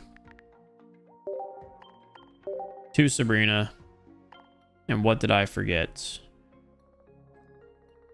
What did I miss out on this? 2 X Speed. So this is apparently a major tournament deck. Major winning tournament deck. Change these guys real fast. Honestly, I feel like we gotta run the Pikachu coin in this deck. So tomorrow on live stream, this is the deck that we'll use. This filter for trainers, it's way faster. Is it? Probably. I was just searching literally everything. It's kind of an odd deck, though. I mean, it makes sense, right? It's very similar to like the standard Pikachu EX. It's just with Electabuzz, Dedenne, and Zebstrika as the variants. Because this is going to do 30 damage to one of your opponent's Pokemon, so you get to pick and choose. You get to attack the bench. This does the same thing. You get to attack the bench. And then Dedenne works as a stun for a potential stall. So I'll play around with this deck a little bit, figure out how to play it. But tomorrow we'll start off the live stream with that and hopefully go on a pretty decent win streak. Anyway, thank you guys all so much for watching today's live stream. If y'all did enjoy, once again, I'd appreciate if you go ahead and hit that subscribe button if you're new. You know, if not, that's cool. That's cool. It's whatever. It's whatever, dude. I won't cry about it off stream. As soon as I click the end stream button, it won't happen. Psh, me? Nah, never. I'm gonna go ahead and play some Dead Rising remake. Go chill out on the couch for a bit. And tomorrow. Honestly, tomorrow I'll probably be gone for a while as well. What's up, Badger? How long have I been live? Just a little 3.5 hour stream. Little 3.5 hour stream. All right, guys. Take it easy. Have a great night, everyone. Peace out.